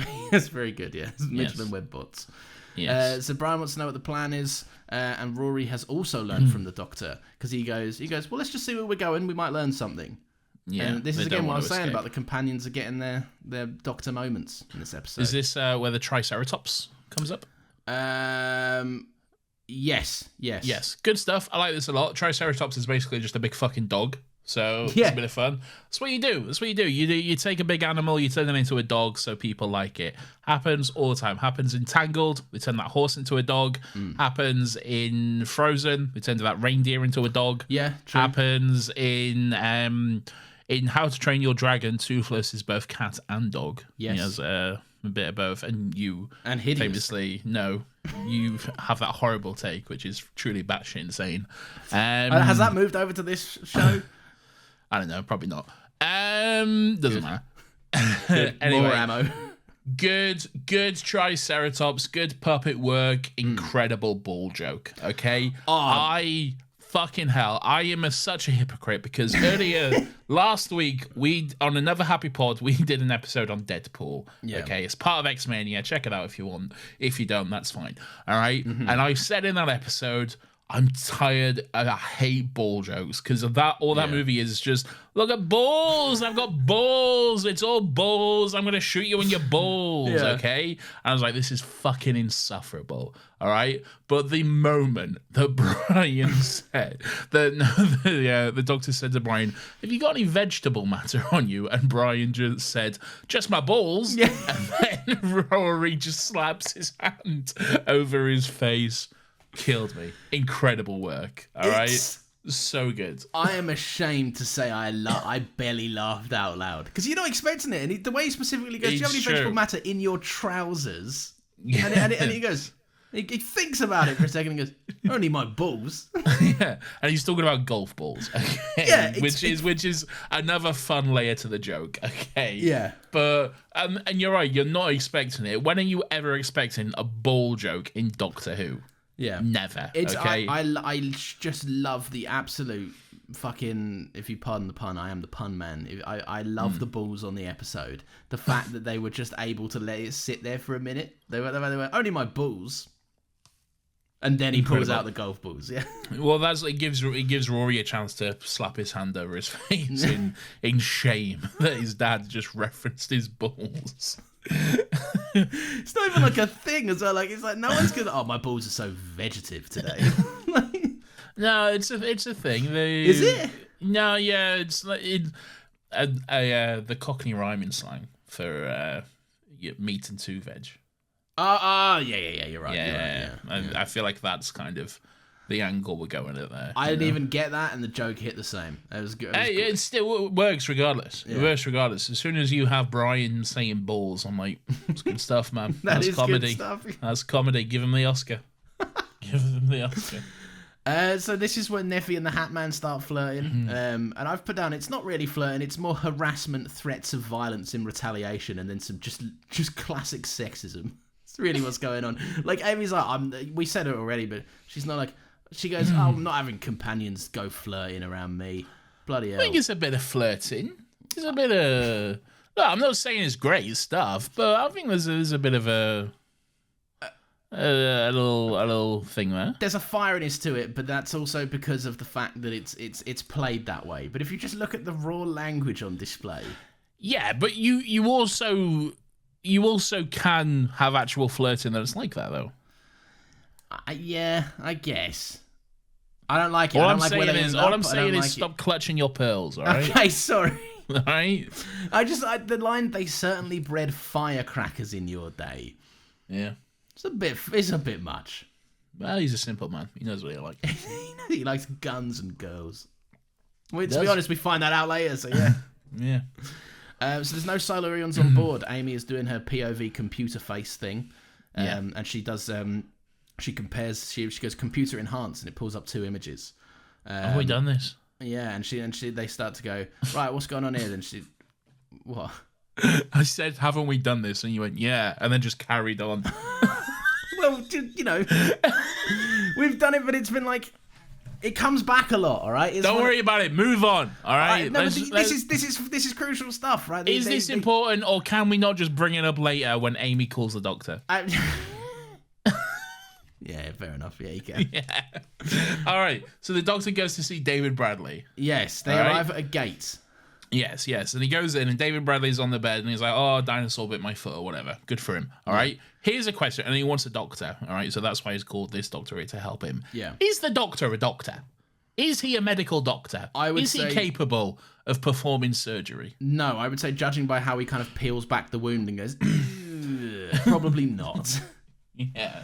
It's a dumb fucking title, isn't it, for him? He's a smart bloke. But he's a smart bloke though, and he's like fucking over 1,000 years old. He'd have picked up a few things here and there. I take your point. He can do a lot of things, but can he do the one thing he should be known for doing? I don't know.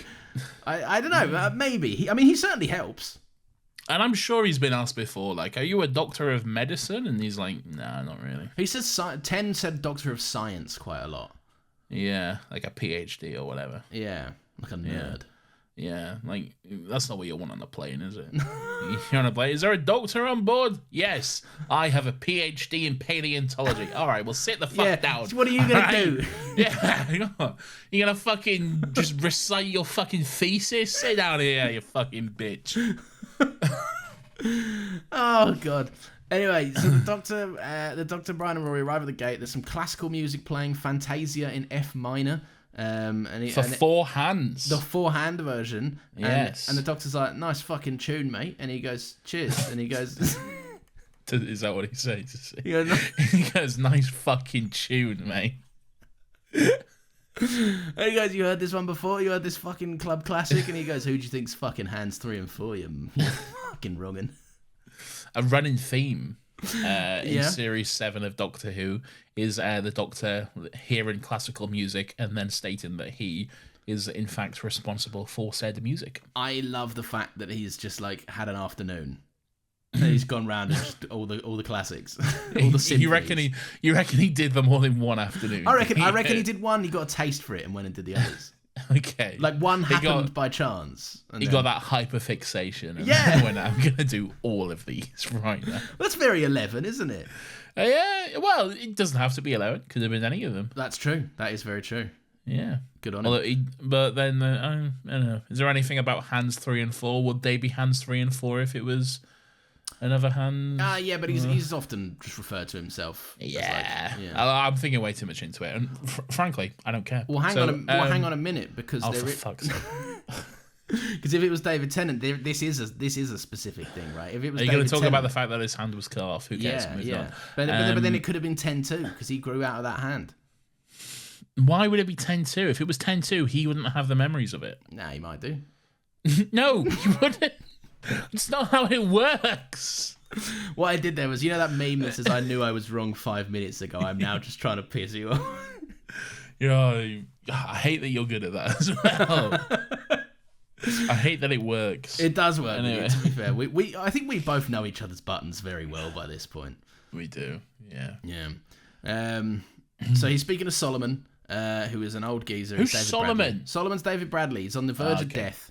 Right. Good for him. He goes, 3 raptors have fucked my leg up, man. Get a bunch of this. And then he obviously scans the doctor. And then the doctor's like, "What's that?" And he's like, "Don't worry about it." Yeah, don't. Nothing to do with you. Don't worry about it. It's fine. So he goes, "Can you fix my fucking leg up, man? It's all fucked up." And the doctor tries to bargain for some information. He goes, "I'll fix your leg if you tell me what's going on with these dinosaurs, or what you did to the Silurians, or some shit." No, he doesn't say that yet. He asks, "How'd you come across so many dinosaurs?" That's it. And then he goes, "I'll tell you what, mate. Shoot that old fuck out there." I love your summation of these points. It's so eloquently put together. It's as if Chris Chibnall was here, transcribing the moments himself. I tell you what, you old fuck, shoot that cunt out there. All right. So he doesn't know. He gets the Mitchell and Webb bots to shoot Brian non-fatally. He goes, "Injure the old one," or something. He says, "Yeah, injure the old one." Yeah. Just a quick one on David Bradley. Always effective wherever you put him. Always good. Yeah. Just a precision instrument of being a creep. Yeah, yes. He's got a good gravelly voice. Good sinister gravel to him. Yeah. Everyone remembers the Game of Thrones classic, "I'll find another," before he murders everyone. Horrible character. Not unlike this one as well. Yeah, pretty bad blokes. They'd get on. So yeah, I love this. This is a switch up from Matt, any first name basis. Me and Matt Smith. Okay. He goes, "I don't respond well to violence," and gets in his face, and I'm like, oh, it's heating up. Maybe Dinosaurs on a Spaceship is a good episode of Doctor Who. It is. It's fine. I also like Rory's reaction to this, and Rory obviously caring for his dad and going to him, but the way he just snaps at the Mitchell and Webb bots as well. Yeah, I like. This is what I'm saying, right? The comedic potential because Rory gets his fucking back up big time, and goes on the offensive, but against 2 fucking 8-foot robots with machine gun turrets on their arms. It's a good Rory moment, but they just don't give him anything to play back with in terms of comedy. No, it's just, I'm so scared. Yeah. I think I peed myself. Great. Yeah, and it's not. Oh wow, my oil needs changing. What a joke! We've never heard a robot make a piss themselves with an oil change joke before. How are you going to have this kind of comedy and then write an impeccable ball joke in the same episode? Right? Yeah. What's going on? I think what's happened here is that the ball joke actually happened to Chris Chibnall at the club, at the social club, and he wrote that down and went, "Boys, that's a fucking blinder. I'm putting that in Doctor Who." Great. Well, good for Chris Chibnall, I guess. Yeah, good on him. So yeah, the doctor figures out So we're on this moment. Rory's fixing up his dad with painkillers and cold bandages. It's a sweet moment. You finally get to see my cool nursing action or something. He says he's got a little nursing kit. I like that. He's got a little kit, and he says everywhere they go, he looks out for cool nursing supplies and stuff to help out. So he's got little space nurse supplies, I guess. That. He goes, it's all about the pockets in our family, isn't it? Because his dad's got his trail and he's got his nursing kit. It's good stuff. It's sweet. It's a nice father-son bonding moment. I like it. He even does the whole this won't hurt. I'm going to count to 3, 1, 2, bang. That hurt. Yeah, sorry. Yeah, but it won't hurt from now on. Yeah, that's the important thing. 2 beautiful boys, 2 beautiful pond boys. 2 beautiful pond boys. And speaking of pond, we get a call from Pond herself. Good old Amy. Amy Pond, Mrs. Pond. She rings Rory. She rings Rory and is like, "Fucking Silurians, get a bunch of this, mate." And she goes, "Fucking you." Sorry. Yeah. So she rings them. The doctor. Rory passes the phone to the doctor, and she tells the doctor that Silurians were aboard the ship and whatever else she found out. Basically. Yeah. Yeah. Great. Good stuff. And that's it's cool. That's good stuff. And the doctor figures out that Solomon is a trader who wants to sell off dinosaurs. He's figured out that's why. And there is a great little moment where he goes like we said, he obviously scanned the doctor. And there's a fun moment where the doctor's like, "That's why you scanned me. You want to find out how much I'm worth." And he goes, "Oh, don't you?" And we watch, and just the smirk on the doctor's face when it comes up as no identification. Continuing the theme of Series 7. Yeah. This theme of him erasing himself from the universe, from all these databases and knowledge articles and everything like this. He's like he said, he got too loud, Dorian, too noisy. So he's dialing that back a little bit. I like it. It's good. I do too. It's a great moment, and it's kind of like you say, continuing that theme, which is nice that it hasn't just been dropped for the new season. Yeah. Especially because was it the very last episode? Clara deleted him from all the Daleks as well. Oswin. Oh yes, sorry. Excuse you. Yes. Oswin Oswald. Played beautifully by the beautiful actress Jenna Coleman. Did you get a text? No, it was a weather update. What's the weather saying? It's shit. It was. Oh man, my dog was scared earlier. It was thunderstorming. Oh, was it? Yeah, it was Poor thunder little Rosie. outside. She really needed a poo as well. She just had her dinner. I was like, "I can't let you outside in this, mate. It's dangerous." And she was looking at me like, "Open the fucking door. I'm terrified of what's out there, but I need a poo." She's not made of metal. No, I know she's not, but it's fucking. That's well scary for a dog, especially because she's a rescue and she gets quite nervy anyway. Yeah, Well, I didn't want to be late to the podcast because I've been calming her down for like half an hour. So you need to get her or fashion her a little hat to go over her ears. What we've got, we haven't got it yet. We've ordered it. It's a little snood situation, and it's supposedly quite calming. But we'll see. It could be bollocks. My mum made one. She knitted one for my dog Harry before he passed. Bless him. I remember you telling me this. Yeah, this is so cute. I've got a photo of it. I'll tell you what. I'll put the photo in Discord in the pet corner. Nice. Someone remind me, and I'll do it.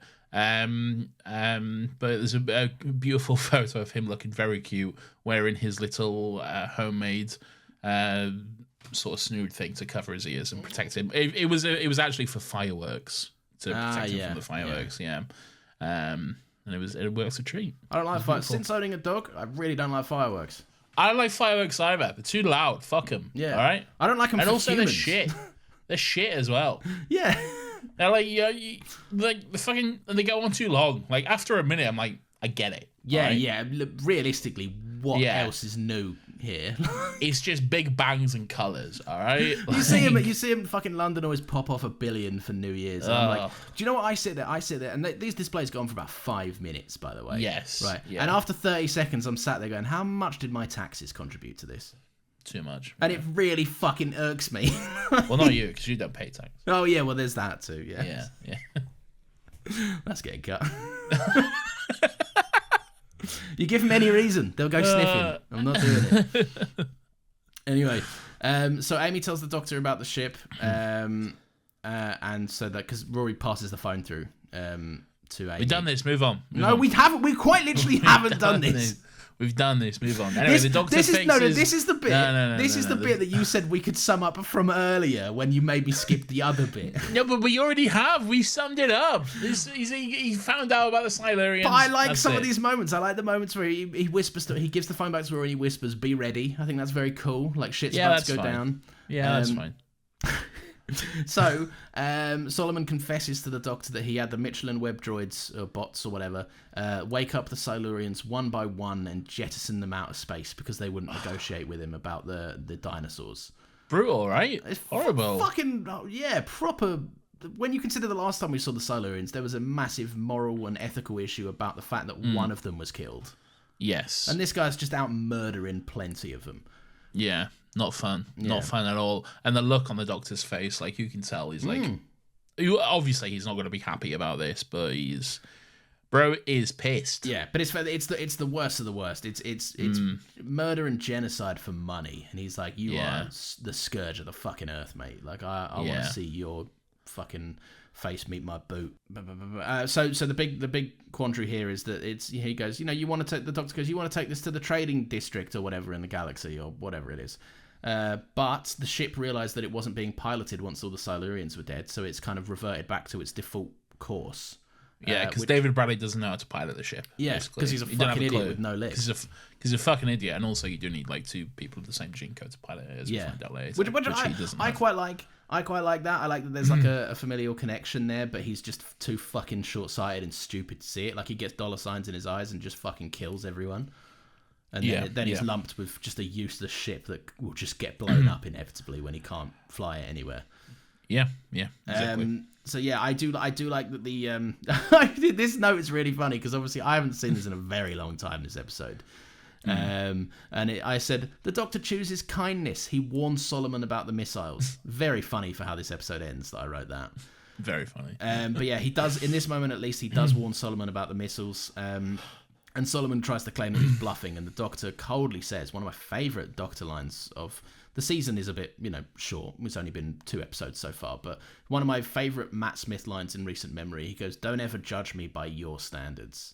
Ooh. And I just thought, I was like, oh, fuck yeah. I like that. I like that. I didn't pick up on that, but I like that. It's a good one, man. It's a very, very good one. So anyway, I liked this serious moment, and I was like, maybe I'm being a bit harsh on the dinosaurs on the spaceship. I think you are. But then I think the moment is quite immediately undercut by them all running out and the Doctor going, "Geronimo," as he jumps onto the back of a dinosaur. Come on, that's fun. You got the gang riding a dinosaur. It's fun. It's a bit slapstick. How are you gonna have? Yeah, fucking Doctor Who's a bit slapstick. I get it. Yeah. How are you gonna have an episode called Dinosaurs on a Spaceship and not have the Doctor ride a dinosaur on the spaceship? All right. I think if it was just that they rode the dinosaurs, I could take it. But it's the fact that he Geronimo's onto the dinosaurs, then Rory, then Brian, then the dinosaur won't go. So then Brian goes fetch with the ball, his golf ball, and then he goes, "Oh, I love golf balls," and then starts charging. Peak cinema. It's all right, peak cinema. What I will say is I can do without shoot them, they're getting away. With the fucking Mitchell and Webb bots following on. That's shit. I'll agree with that. I do. Bit of fun with the dinosaur. I see where you're coming from. I do find it funny that if you removed the Mitchell and Webb robots from this, right? Yeah. Because they're a bad part of the episode, and I think they're tonally quite confused anyway. They don't really belong there. But then it is funny that if David Bradley's character didn't have the robots, then the Doctor could realistically be like, he could be like, I'm gonna do all this. I'm gonna be evil, Doctor, and the Doctor go, "Well, you've got fuck legs, mate, so I'm off." Realistically, what are you going to do about it? Yes, but I feel like that's a bit reductive, though. Yeah, of course it is. If this villainous character didn't have the thing that makes them villainous, then they wouldn't be villainous. Well, yeah.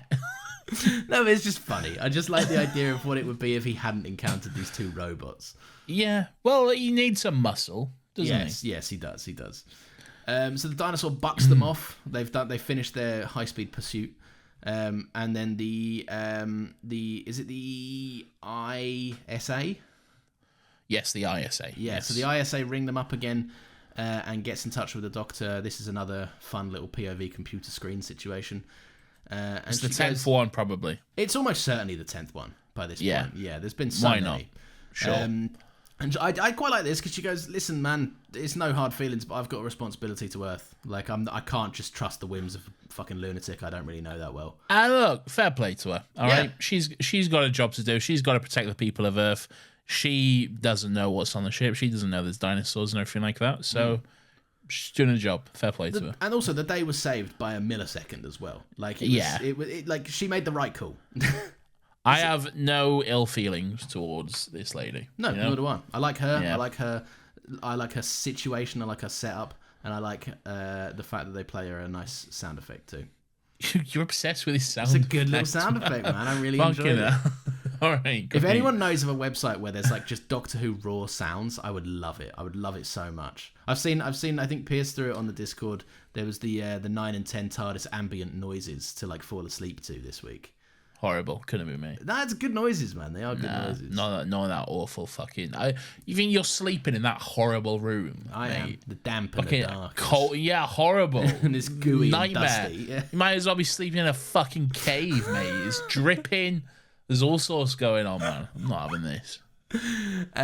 So yeah, But I tell you what, we are getting closer to peak. Okay, we are so close to peak. I know the TARDIS that you like the most, and I think we have to go through a really boring version of it first. It's not a real boring phase. It gets upgraded at a certain point, but the pre-upgrade, it's still 1,000 times better than the fucking Lifeless. the no shit we have. whatsoever. Not true. Very much not true No, at when all. it gets to the one no, you like... no. You still not true. You're we'll gonna see. eat those words, you little bitch. All right. We will see. I'm very keen on how I'm going to feel about the RTD2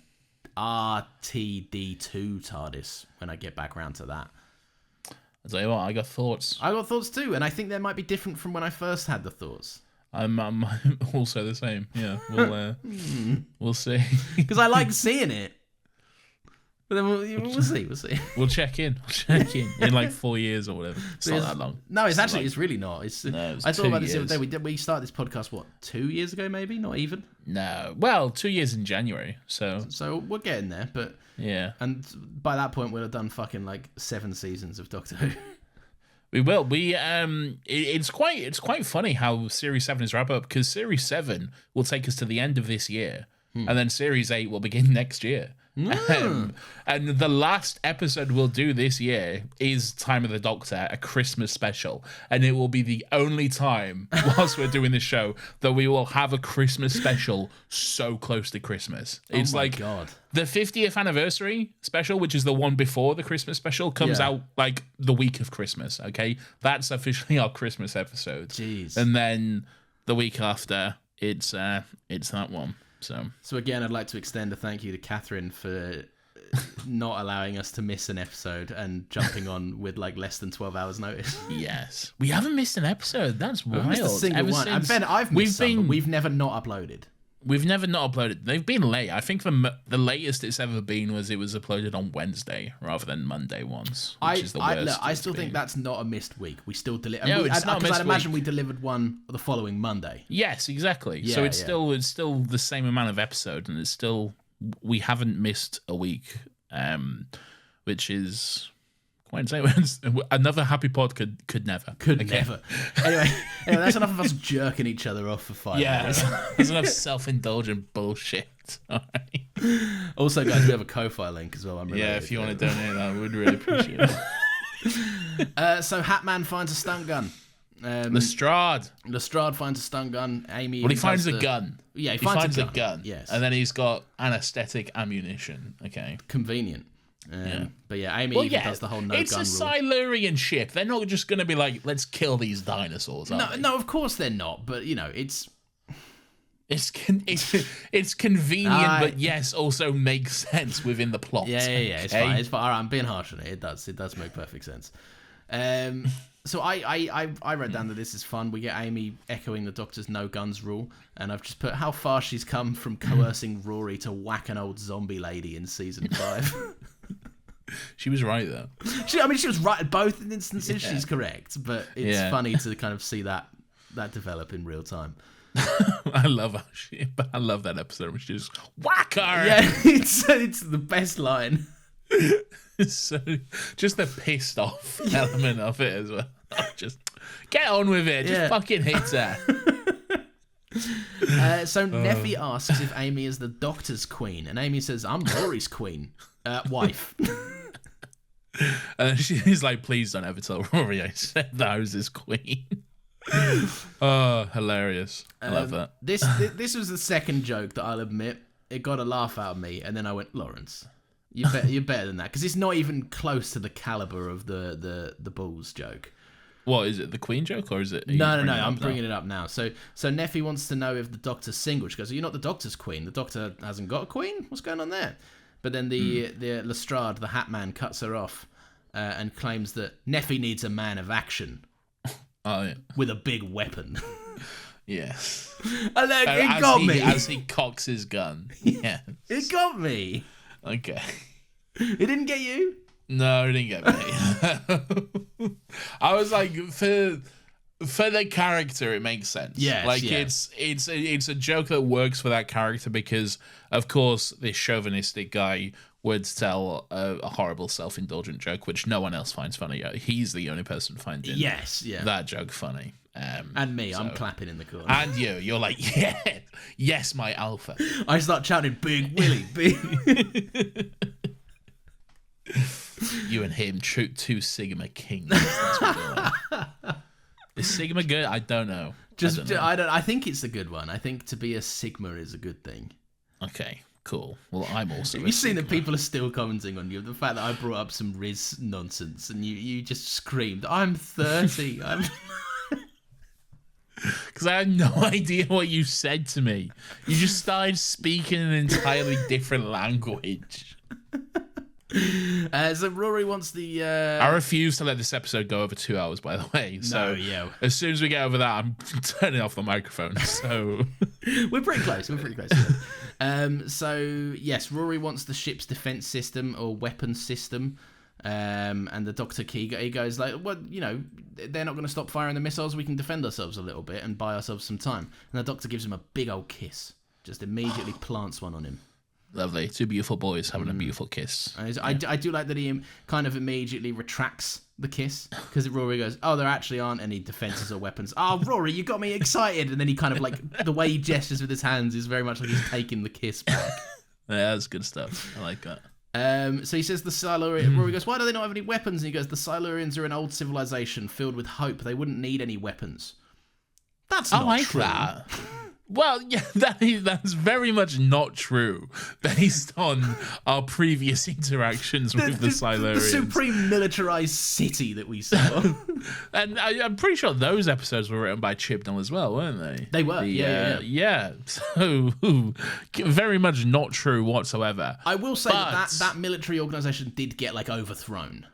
It did, but they still had the stuff, though. They still had the military and the weapons and stuff. And like the SEAL Team 6 that they sent up in the first place. Like, yes, exactly. But that aside, I like the sentiment, though. I like the idea that they're a peaceful race. Again, not true, but they're for the most part, they're a peaceful people. They only freeze a few kids. Yeah, they freeze a few kids here and there, and it's just to study them and everything, so it's fine. Yeah.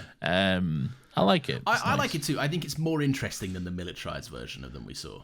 Yes, definitely. I think it's a shame they don't do anything, but I just quite like that it's a bit of quiet background filling on a race that will show up infrequently, but here and there. Yes. And we kind of get to know about them. Pretty sure the Silurians we do meet are all just like fucking good warriors and stuff. Like, we should have more Silurian nerds, shouldn't we, if this is their vibe? It'll just be this guy over and over again, wouldn't it? It'll just be the same guy. This guy, the operatic mayor or whatever he is. No, he's not nerdy enough. It'll just be this guy. He's like, you got any kids I can study? He's polite about it, he asks. I'm filled with hope that you'll say yes, that I can steal your kids.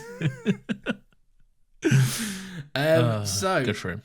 God, I've scrolled down. Why did I do that? Now I've lost my notes. Right, they fly the ship, they dodge the missiles, whatever. No, come on.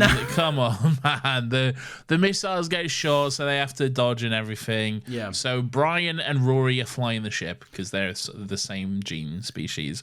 I do like that moment where the Doctor's like explaining the controls to the ship and go, so simple, even a monkey could do it. Oh, look, they're going to. And then just the moment where he's like kind of looking around for people to laugh at his joke, kind of, but no one is. It's good. God, you've thrown me off big time. Now, don't worry about it. Just fucking move on. All right. He says to he says to Brian and Rory, don't bump the moon. The people that live there will be fucking livid about it, which is fun. Oh yeah, yes. Just the way that Brian goes, what? And Rory just goes, I think the exact words he says are, don't bump the moon, the races that live there will be furious, okay? But I always thought he said the racists that live there will be furious. And I think it works either way. Yeah, to Elon be Musk wants to honest. go to the moon a whole bunch, doesn't he? Well, yeah, it could be, but I still think of like just a racist species. Like they're like, oh, they're bumping our moon, these bloody foreign aliens. Yeah, you know? I can't believe them. Yeah. Yeah. They're livid about the very inception of the ISA as well. They're like, I can't Exactly. believe they have jurisdiction over here. Piss take. Coming here onto our moon, outrageous. Taking our moon jobs. Taking our moon jobs. Oh, we forgot to mention in amongst all of this, No, we didn't. So It's fine. no. Solomon spawns in and goes, "Fucking Yeah. stop being a prick." I can't remember what. Oh, it was. to be fair, this is quite important. Yeah. But I can't remember what it was. But he goes, "Stop being a prick" to the doctor or whatever. And the doctor's like, "No, I'm a prick." Great. Hard hitting commentary there. No, but for Fucking whatever great. reason, he wants Neffy. Oh, he's realised that she's a more valuable prize, as she's an Egyptian Yes. queen. So basically, what it boils down to is David Bradley has realised he's shit out with the dinosaurs. All right, Yes. it can't happen. He's getting nowhere. So to emphasise this point, he kills a dinosaur. Very sad. He kills the yes, he does. Triceratops. That's very sad. The poor little Triceratops gets shot and killed, and then he claims that he wants Nefertiti. And that he demands she be handed over. Doctor obviously refuses, but Nefertiti kind of just hands herself over in a moment of like self-sacrifice, which the Doctor is very much against. Yeah, it's a fucking creepy moment, and even the way that David Horrible Bradley's like, "I'm gonna break you in with pleasure," and it's, So no, he there's a specific line, and I do remember it because it's etched into my brain because it makes my fucking skin crawl Yeah. with the way David Bradley delivers it. Is I like my possessions to have spirit. It makes it more fun to break them in, and I will break you in with immense pleasure. Makes my fucking skin crawl, man. It's horrible. yeah, and like, Absolutely horrible. the racial connotations and everything else that come with that, like it's a gross line. Again, David Bradley's a grade A creep. He's you get him for one thing and he's good at doing the one thing. But he's good at the nice thing as He's well. probably good at other things too, but he's He is very good at in this this. same show. In this same show later on, Yeah. he's good at the nice thing as well. And when he Don't was get me wrong, he's a little sexist when he does it as well, but still, he's no, but that's in spirit of the first Doctor. Well, is it? That's something we can discuss. But He's good as a sympathetic paedophile in Broadchurch. okay, right. Well, There's a lot of context needed for that one. But... there is a lot of context because that's not the impression that we walked away with during that actual No, it's episode. not. Okay. This man was more a victim than anything else. Yeah.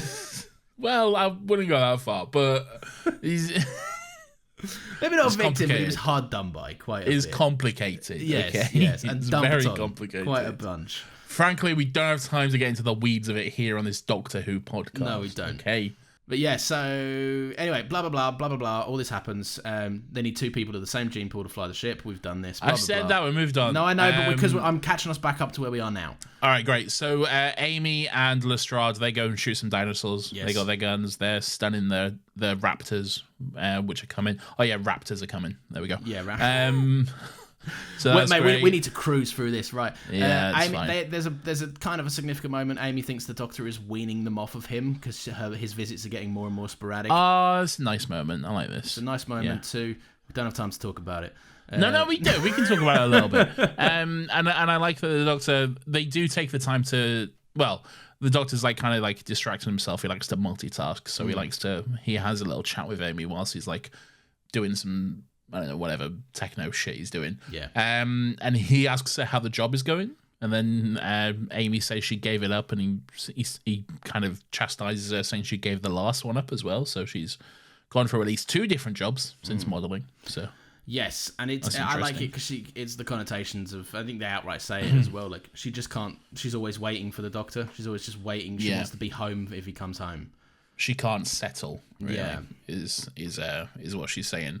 And then she she says, like, she's worried that he'll never show up, and then he's like, oh no, that'll never happen. Like, with the others, yeah, but not you, never you. Like, her and Rory are something very special to him, which is, it's just a nice little sweet moment. It is a nice sweet moment, and I just love the look on the Doctor's face when he goes, you'll be here till the end of me, and then Amy infers that, like, oh, you'll be there till the end of me. Or the other way around. Yeah, or the other way around, or whatever it is. And then the way that the Doctor looks at her, like, she's just said the most outrageous thing ever. Like, she's just said, you like blowjobs, don't you? I'm eating a fruit corner. I'm eating a fruit corner, Jeremy. But no, I love that look of just, like, he hadn't even considered this. Like, how dare you bring something like that up in front of him? Like, what a preposterous thing to say. Gonna be a fun episode in a few weeks coming up. Don't, man. I'm not excited for that. Boy, let me tell you what happens next. I don't know. So the Hat Man is hunting 2 dinosaurs. Lestrade comes in and he's like, it's a 2-man job this, and Amy goes, we've done this. They're shooting dinosaurs. Yeah, no, We've but done like, this. I like the line. I think that's the way that Amy grabs a gun and then goes, well, I'm certainly enough for 2 men. And then he goes, and you can come along and help as well if you like. It's a good line. Great. Well done. Good for you, Chibnall, for writing that good line. All right. Right, so Hatman wants his dinosaur tooth. He's got a lady at his side and he's about to be blown up, and he's never been happier. We've moved on from Amy and Lestrade. All right. All right, fine. I'll tell you what. Let's just go to fucking David Bradley at the end of the spaceship, all right? All right. Fuck him. I'm glad the Doctor killed him, all right? Yeah, I don't care. People are saying, oh, the Doctor doesn't kill. First of all, yes, he does, all right? Almost everyone. Yeah. Yeah. And look, and sure, he doesn't usually, like, intentionally go out of his way to kill like this, all right? But, like, sometimes he should. This guy, man. Yeah, sometimes he should. This is absolutely one of the cases where he should, because fuck this guy, all right? Just continuously never learnt his lesson. The Doctor gave him chances. A few of them. So yeah, fuck him. Fuck him. He got blown up. Good lad. He got blown up. So basically the Doctor put whatever was the missiles were tracking, he put that in his ship and then sent him off, basically. Yeah. So there we go. Could have just thrown it out the window, couldn't he? Really, at any point. Well, no, but you get to kill this guy at the same time. So yeah, 2 birds, 1 stone. Yeah, exactly. He's got the coldest fucking line, because David Bradley begs him and he goes, did the Silurians beg you to stop? And then just shuts the gate on him, and it's like, oh, you old bitch, time to get blown up. Good stuff. Good stuff. Indeed. I like it. So the Ponds want to go home. I like a vengeful Matt Smith. I do too. Good. Yeah. It doesn't happen often, but it's great when it does. Absolutely. Yeah. So, anyway, the day is saved and the Ponds want to go home. Yes, and Amy clarifies, just a couple of months, and then we'll come see you again. But I like that she's phasing out a little bit of this. And the sad look on his face. He was like, he was quite excited to maybe go on at the next adventure, and then the way he just stops when they get to the TARDIS door, and he's like, oh no, that's all right, yeah, that's fine. But the good thing about that is he can just skip forward to a couple of months. Yeah, so he literally can just be like, I haven't seen you guys in ages. Which he does in some cases, which we can get to, or we will get to. And then we just have the cutest little scene, which is where Brian says, oh, before we go, can I just have one little request? Yeah. And then just the shot of him sat on the edge of the TARDIS, sat in the doorway of the TARDIS, with his little packed lunch, his little flask of tea and his sandwiches, while he's just enjoying the view of the Earth. It's incredible. Come on. Yeah. Amazing. I would go as far as to say it might be Doctor Who magic, that one scene. I don't know about that. But do you know? I like it, man. I think it's very cute. It reminded me of Wilf waving them off. Like, No, I'm not rolling out the keys for Doctor Who magic for that. But it's nice, okay? Okay. It's nice and it's sweet and it's heartwarming. I'll tell you why it's not Doctor Who magic. Is because we pan up from Brian to Amy and Rory, who are also looking out the door, and then the Doctor in between them, and again he's looking a little bit sad. Oh, that's true. Yeah, we do get a bit of a somber moment from him. Yeah. Yeah, so that's why. Anyway, so... But Brian's off travelling. He's off travelling. He got the travel bug. He's no longer just going to the shops and then getting angry. No. He's going all around the world. He's sending them custom-made postcards with him on the front of them. That's very cute. He's leaning on the Tower of Pizza. He's in Rio de Janeiro. Yeah. He's all over the place. He's having a ball. It's a good time. He's having a good laugh. And obviously we mustn't forget how the story ends for Neffy and Lestrade. Well, just before that, the Doctor also sends them a postcard from, I believe, New Siluria, I believe it is called. Yes, it was. Yes, and of course he takes the time to print them a postcard, which includes a lovely picture of the wrong TARDIS. Yeah. There we go. Well done. You did it, everyone. TARDIS.png 2005 edition. There it is. Yeah, it is the old and wrong one. But Yes. hey-ho, what can you do? What can you do? I mean, you can very easily just delete PNG and Fix it, upload yeah. your URL. Yeah, it'd be a very simple fix, if I'm being honest with you. I could knock that out in 2 seconds on Canva, all right? We haven't even got the raw files. We could make them and it'd be easy. I could do it right now. It'd be easy. So the sexism wore her down, Nathan. Look, you got to get over it, man. It's fine. a bad ending for her. It's fine. Who cares, man? I'm not for it. I'm not for it, but yes, it's fine. All right, great. Fucking Lawrence is clutching his pearls. How dare a woman? How dare a woman make her own choice and have sex with who she wants to? Right, no, hang on. Right, you know what? Press the theme. Press the weirdo thing. We're done here.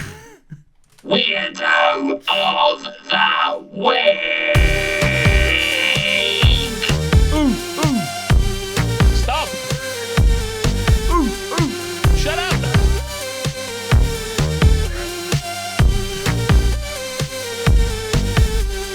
Weirdo. This is Weirdo of the Week. That's not what I usually say. This is everyone's favourite segment of the show where we get to take a chance to look back and reflect on some of the weird and wonderful and grubby little characters who come across our screens each and every week. Lawrence, very quickly, who is your weirdo for this week? Lestrade is the big game hunter because he solemnly takes his hat off in respect after watching the dinosaur get shot by David Bradley. Or the Michelin Web robots. Despite earlier, he goes, I'll pull my knife out, I can fucking kill this dinosaur. And then he also makes an entire living off doing the exact same thing, which is killing fucking creatures that didn't deserve to be killed. And then shoots a load of dinosaurs and then is like, I want a tooth as a trophy. Yeah. So also, like, that was just a stun. You've just ripped a tooth out. Like, you didn't have, like, anesthetic or anything. Like, it's a big prick. And I just like the way... I know they had to have him join in for the somber moment. But, like, this is a Tuesday for you, my guy. Who you Technically, the guns were filled with anesthetic. So. Yeah, that's fair. That's fair. But still prick, though. Still big prick. Still a prick. I'll agree with you. Mine's just simply David Bradley, because look at him. There you go. He's a certified freak. He's a certified fucking freak, man. He literally, genuinely makes my skin crawl. Every time I watch the episode and he says that line, I genuinely have a physical reaction to it. It's horrible. It's gross. He's a disgusted man, and that's weird behaviour. So he's my weirdo for this week. That's very fair. That's very fair, weirdos. Anyway, we're breezing through this. Nathan, it is time for Still Got Thoughts. It's the time of the show where the audience get to have their say. Still got Nathan, thoughts. shush. There's no time for themes. There's always time for the official Still Got Thoughts theme, I'll have you know. I'll clip it out and I'll put it there. I'll put it there every week. It's Still Got Thoughts. There you go. Nice. Nathan, it is the time of the show where the audience get to have their say. What happens is Nathan tweets out a post and lets everyone know when we're recording and when. Then our lovely loyal listeners get to send in their thoughts and we can read some out. If you missed last week, bit of housekeeping. We're now accepting tweet-sized messages on the Discord server too. If you don't want to go over to Twitter, it's a clarification that Nathan will find funny because of something I said before we started recording. Anyway, yes, if you want to join the Discord server, but more importantly, stay off of Twitter or X or whatever nonsense it is, because it's becoming a bit of a right-wing hellscape, then you're more than welcome. You can still interact with the show. Just join the Discord and you'll find the server. It's good stuff. We might start phasing Twitter out and move on into Discord. I honestly think we might, because Discord seems more effective and a bit more inclusive anyway. We'll see how we go. But anyway, there we go. And anyway, enough of that. I'm doing emails first of all. Sure. So this first one comes from, I don't know, who should I pick? I ended a lot of time, all right? This one comes from Nina.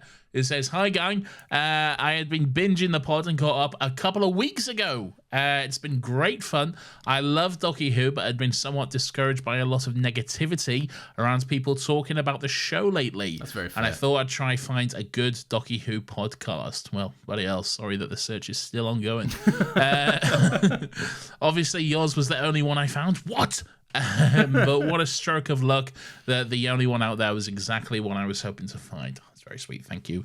Anywho, Dinosaurs on a Spaceship. The episode is great fun. I love Brian Pond as well as the vibe of the Ponds as a family overall in 7A. The Christmas list scene is one of my favorites of the era. I also love seeing Amy in one of her main I have to be the Doctor right now scenes. Very good stuff. Just want to make clear that I like the episode before getting onto my major gripe about it. The story with Queen Nefertiti and the Hunter Dude. I really wish this hadn't been part of the episode. It's one of my least favorite tropes. It's that sexist trope that thinks it's a feminist trope where a male character is sexist and disrespectful repeatedly towards the female character, and the female character rightfully calls him out on it and makes clear that she is offended by him, and then they just start dating at the end without any real resolution or strong development or character growth. And we are led, shut up, Lawrence, and we are led to believe that the entire time she was standing up against him, she was actually flirting with or something. I've definitely seen stronger, more offensive versions of this trope than how it's done here.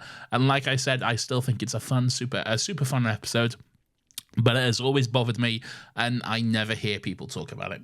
Cheers, love the pod. Nina, she, her, brackets, not the original Nina that edits the TikToks. Another Nina. So there we go. So yeah, I think me and Nina are in agreement that we both don't like all the sexism and stuff in this episode, and we actually take a stance against your opinions, Lawrence. I don't like how you spun this. All right, I don't like it. I think the evidence is clear. All right. What evidence? I was just brushing through, all right? I was trying to get to the end of this episode. Well, okay? Nathan, I think some issues are more important to just be brushed through. Fuck's sake. Come back. You need to read out 2 more emails. No, stop it. Get back here now. Okay, fine. I'll turn that might not even be 2 hours in the edit as well. It's true, it might not be. But on my thing, it's 2 hours, okay? Okay. All right, you have to make the edit under 2 hours, though. I'll try, but maybe not. Anyway, thank you, Nina. We appreciate it. This one comes in from Melina Martin, who says, Dinosaurs on a space shit. They really got me with that title. I thought for sure the episode would be interesting, pranked in 4K. I literally don't remember anything about it, and I watched it an hour ago. My brain kept erasing the memory of the episode, I suppose because my brain was of the opinion that the episode would only take up space for more interesting stuff, like paint drying. Jesus Christ. I really hope someone agrees with me. Otherwise, how stupid is this email gonna look? If someone agrees, name your favorite dino. If no one agrees, name your least favorite dino. I'll figure out from there based on how cool the dino looks on Google Images. Listening to the podcast as I train for our Montreal SmackDown Rocky 2 style. Me and Melina, of course, are going to have a fight in Montreal, which has been established before. So there we go. That might be one of my favourite lines in an email that we've received. That is brutal. I don't think she's alone though. I think that is quite a common opinion, which I disagree with. But yeah, I don't think it's as bad as a lot of people think. I think it is a bit boring though. It's fun. It's a bit of fun. Look, is it the most wonderful, exciting episode of Doctor Who? No. Do I have a good time when I watch it? Yeah, it's a bit of fun, you know? It's Doctor Who blinders are on, everyone. They're on. I like Doctor Who, sue me. The host of a Doctor Who podcast, all right, liking Doctor Who. I was meant to say this. I was meant to... What a crime I have committed. Yeah, it's fair. It would be surprising if you didn't. I was meant to say this a minute ago. Did you know that apparently we are one of the few Doctor Who podcasts out there that do every episode? Really? That cannot be true. I at least from like ones that come up when you search, because I was curious, right? And a lot of them you see are like they play the highlights. They'll go from banger episode to banger episode, and they'll speak about like characters, but they won't go through episodes. But then surely you're going to run out of episodes, though. Of course you will, yeah. I mean, we're going to run out of episodes eventually, but like... I think some of our best episodes are on the worst episodes of Doctor Who, because we can just make fun of them, yeah. To be fair, I have seen like a lot of Doctor Who podcasts, and hey, if it works for them, fair play to them, you know? Yeah. I have seen a lot of Doctor Who podcasts that like, they go in any order. They'll do like, they'll do like, this week we're doing Rose, next week we're doing... I don't know, fucking Amy's Choice, you know? Yeah, Like, it's a bizarre. Anyway, I feel like ours shouldn't be the unpopular format. Ours is the one that makes the most sense, right? it makes sense to me, but maybe that's not necessarily a good indication of quality. Yeah. But hey, anyway, thank you, Melina. This last email here comes from Daniel Dakin, who says, "Dinosaurs on a spaceship?" There wasn't a question mark on the end. I don't know why I added that inflection. Okay. Hello, gents. Nearly up to date. Finished listening to Night Terrors this morning. About 6 more to go now, I think. Hopefully by next time I speak to you, I'll be fully in line with where you are. Nice. We hope so. I have mixed feelings about the Dinosaurs. Fuck's sake. Apart from 3 episodes, I dislike pretty much the entirety of Series 7. Ooh, hot take. Not really, I don't think. This is one of the less bad ones, though. I think it's a fun watch, and I love Brian. I'm a huge David Mitchell fan, and I'd have liked his and Robert Webb's role to be a bit more significant. Yeah, that's fair. Riding the Triceratops is a bit childish, and that's probably my biggest issue with the ep. It could easily be a Sarah Jane Adventures episode at times, with things like the Doctor's Christmas list line. However, there's some good stuff too with David Bradley, though I prefer his next Doctor Who appearance, and Nefertiti and Riddell.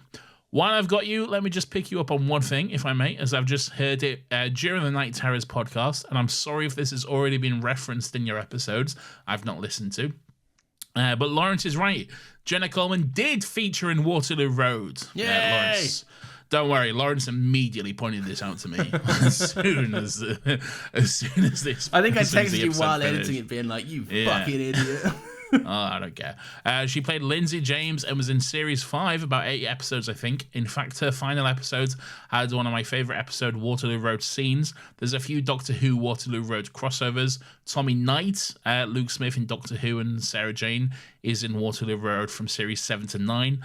Mark Benton, who is Clive, big up Clive in Rose, Nice. actually plays his adoptive father too. Leo Flanagan, who is in Kablam, is a major role in Series 10 of Waterloo Road. And there's also Elizabeth Barrington, the aunt in The Doctor's Wife, who plays Ruby in, not Ruby from Doctor Who, Ruby in Series 5 and 6 of Waterloo Road. Probably more, but those are the ones that have immediately come to mind. All the best, Daniel, sent from my iPhone. Oh, there you go. Well, there we go. All kinds of Doctor Who Waterloo Road. I think that is more so for the fact that Britain has 6 actors. Yes, the pool is small. The pool is small. They're in. If there's a British show, they're all in Doctor Who. Yeah, they've been in Sherlock or Doctor Who at some point. Oh, both. They've all been in both. Yeah. Okay. So It's true. Also, that's fine. I will say, much as I love your opinions, and thank you for also admitting that Jenna Coleman was indeed in Waterloo Road. I appreciate that. Don't be coming we out don't here care. for Sarah Jane Adventures, all right? I don't want to see any fucking shade or smoke towards Sarah Jane Adventures. I don't think there was any shade or smoke. They were just saying that this episode would more fit among that vibe. Because Sarah Jane Adventures is the... I mean, it aired on CBBC, man. Come on. Yeah, it is more childish. Yeah, absolutely. Yeah. But like, all right. I just didn't want there to be any connotations about that being indicative of quality. All right. Well, I think I'd say it's more about you. You if might, anything. you might be right. Yeah. Yeah, you're hearing that and you're like, that doesn't mean it's bad. Brother, no one said that. All right? Oh no. Brother, that's all you, man. All right. Listen, it's time for the tweets and the Discord messages. I'm afraid we don't have time. Right, if you want to get... Nathan doesn't want to hear from the fans. It's true, I don't. Okay. Right, okay. So I'll read out a few tweets, a few Discord messages. I've done a bit more than normal because we're welcoming the new Discord messages. I'll be quick, I promise. Great. On Twitter, Isaac Richardson says, I remember seeing the title of this episode and thinking, no. Then I remember seeing a trailer for the episode and thinking, no. I then proceeded to not watch the episode. Was it any good? Yes. You've done yourself a disservice there. I cannot imagine seeing the title of this episode and thinking no. I'm immediately like, fuck yes. The sign title me is a up. lot of promise, yeah. Yeah. I don't know if it quite lands it, but that's okay. Couldn't be me. On Twitter as well, Joshua Broadhurst says, feels like this is the answer to the question, what happens if you give a 7-year-old a pen, a paper, and heavy narcotics? That's good stuff. Your phone is immensely green. Is your phone green? Yeah, I got a green back on it. Yeah. Is it supposed to be green? Yeah, man, it's not just fucking covered in algae or some shit. What phone is that? What one is that? Is that the 13, I think. Couldn't be me, man. It's old and shit. Yeah, it's green. I'm out here rocking the 15 Pro Max. Yeah, I know. Blood's updating. No, not this year. I'm not. No, I can't afford it, man. All right. Don't be putting my finances on No, blast. no, me. I can't. All right. I was going to say. Sorry, that did sound like that, didn't it? Yeah. I just want to spend more money. This phone works. I'll have it until it doesn't. I've outgrown that phase of my life now where I need the new stuff. I don't know. I'm weird about it. I usually upgrade my phone quite a lot. Like last year, I had I had the 14. Like I got the 14 Pro Max when it came out, and then a year later, when the 15 Pro Max, I upgraded. But to be fair, it was a free upgrade. It didn't cost me anything to upgrade, which is why I did it. Yeah. I wouldn't have done it if I had to pay extra to upgrade. It was just basically carry on paying the same price you're paying, and we'll give you the newest phone. And I was like, fuck yeah, might as well. Well, that sounds better. Yeah, why not? Yeah. Anyway. All right. And a couple of Discord messages to finish off. We've got Pearl Goblin 892. That's Nat. Everyone knows that's Nat. I know, but I like to read out the name so that people might join the Discord and then find the name and everything else. Your doxing them. What? I don't know. This episode is just a bit of fun, really. Also, my daughter, at the age of 5, upon being annoyed that the Doctor didn't have a name, said he looked like a Brian when first watching the episode. So now Matt Smith is always Brian to her. She didn't care that there was already a Brian in the episode. Likes a bit of chaos, I suppose. No idea where she gets that from. What a lovely That's little good message. stuff. Can you imagine That's very other sweet. characters that Matt Smith has played being called, just referred to as Brian? Damon Targaryen. Yeah, Rhaenyra and Brian. Yeah, Rhaenyra and Brian. That works. The Queen and Brian. The Queen and her uncle, who she has sex with. No, I meant the actual Queen, the dead Queen now, in The Crown. Oh, the dead Queen now. Well, she isn't. What a way. She is.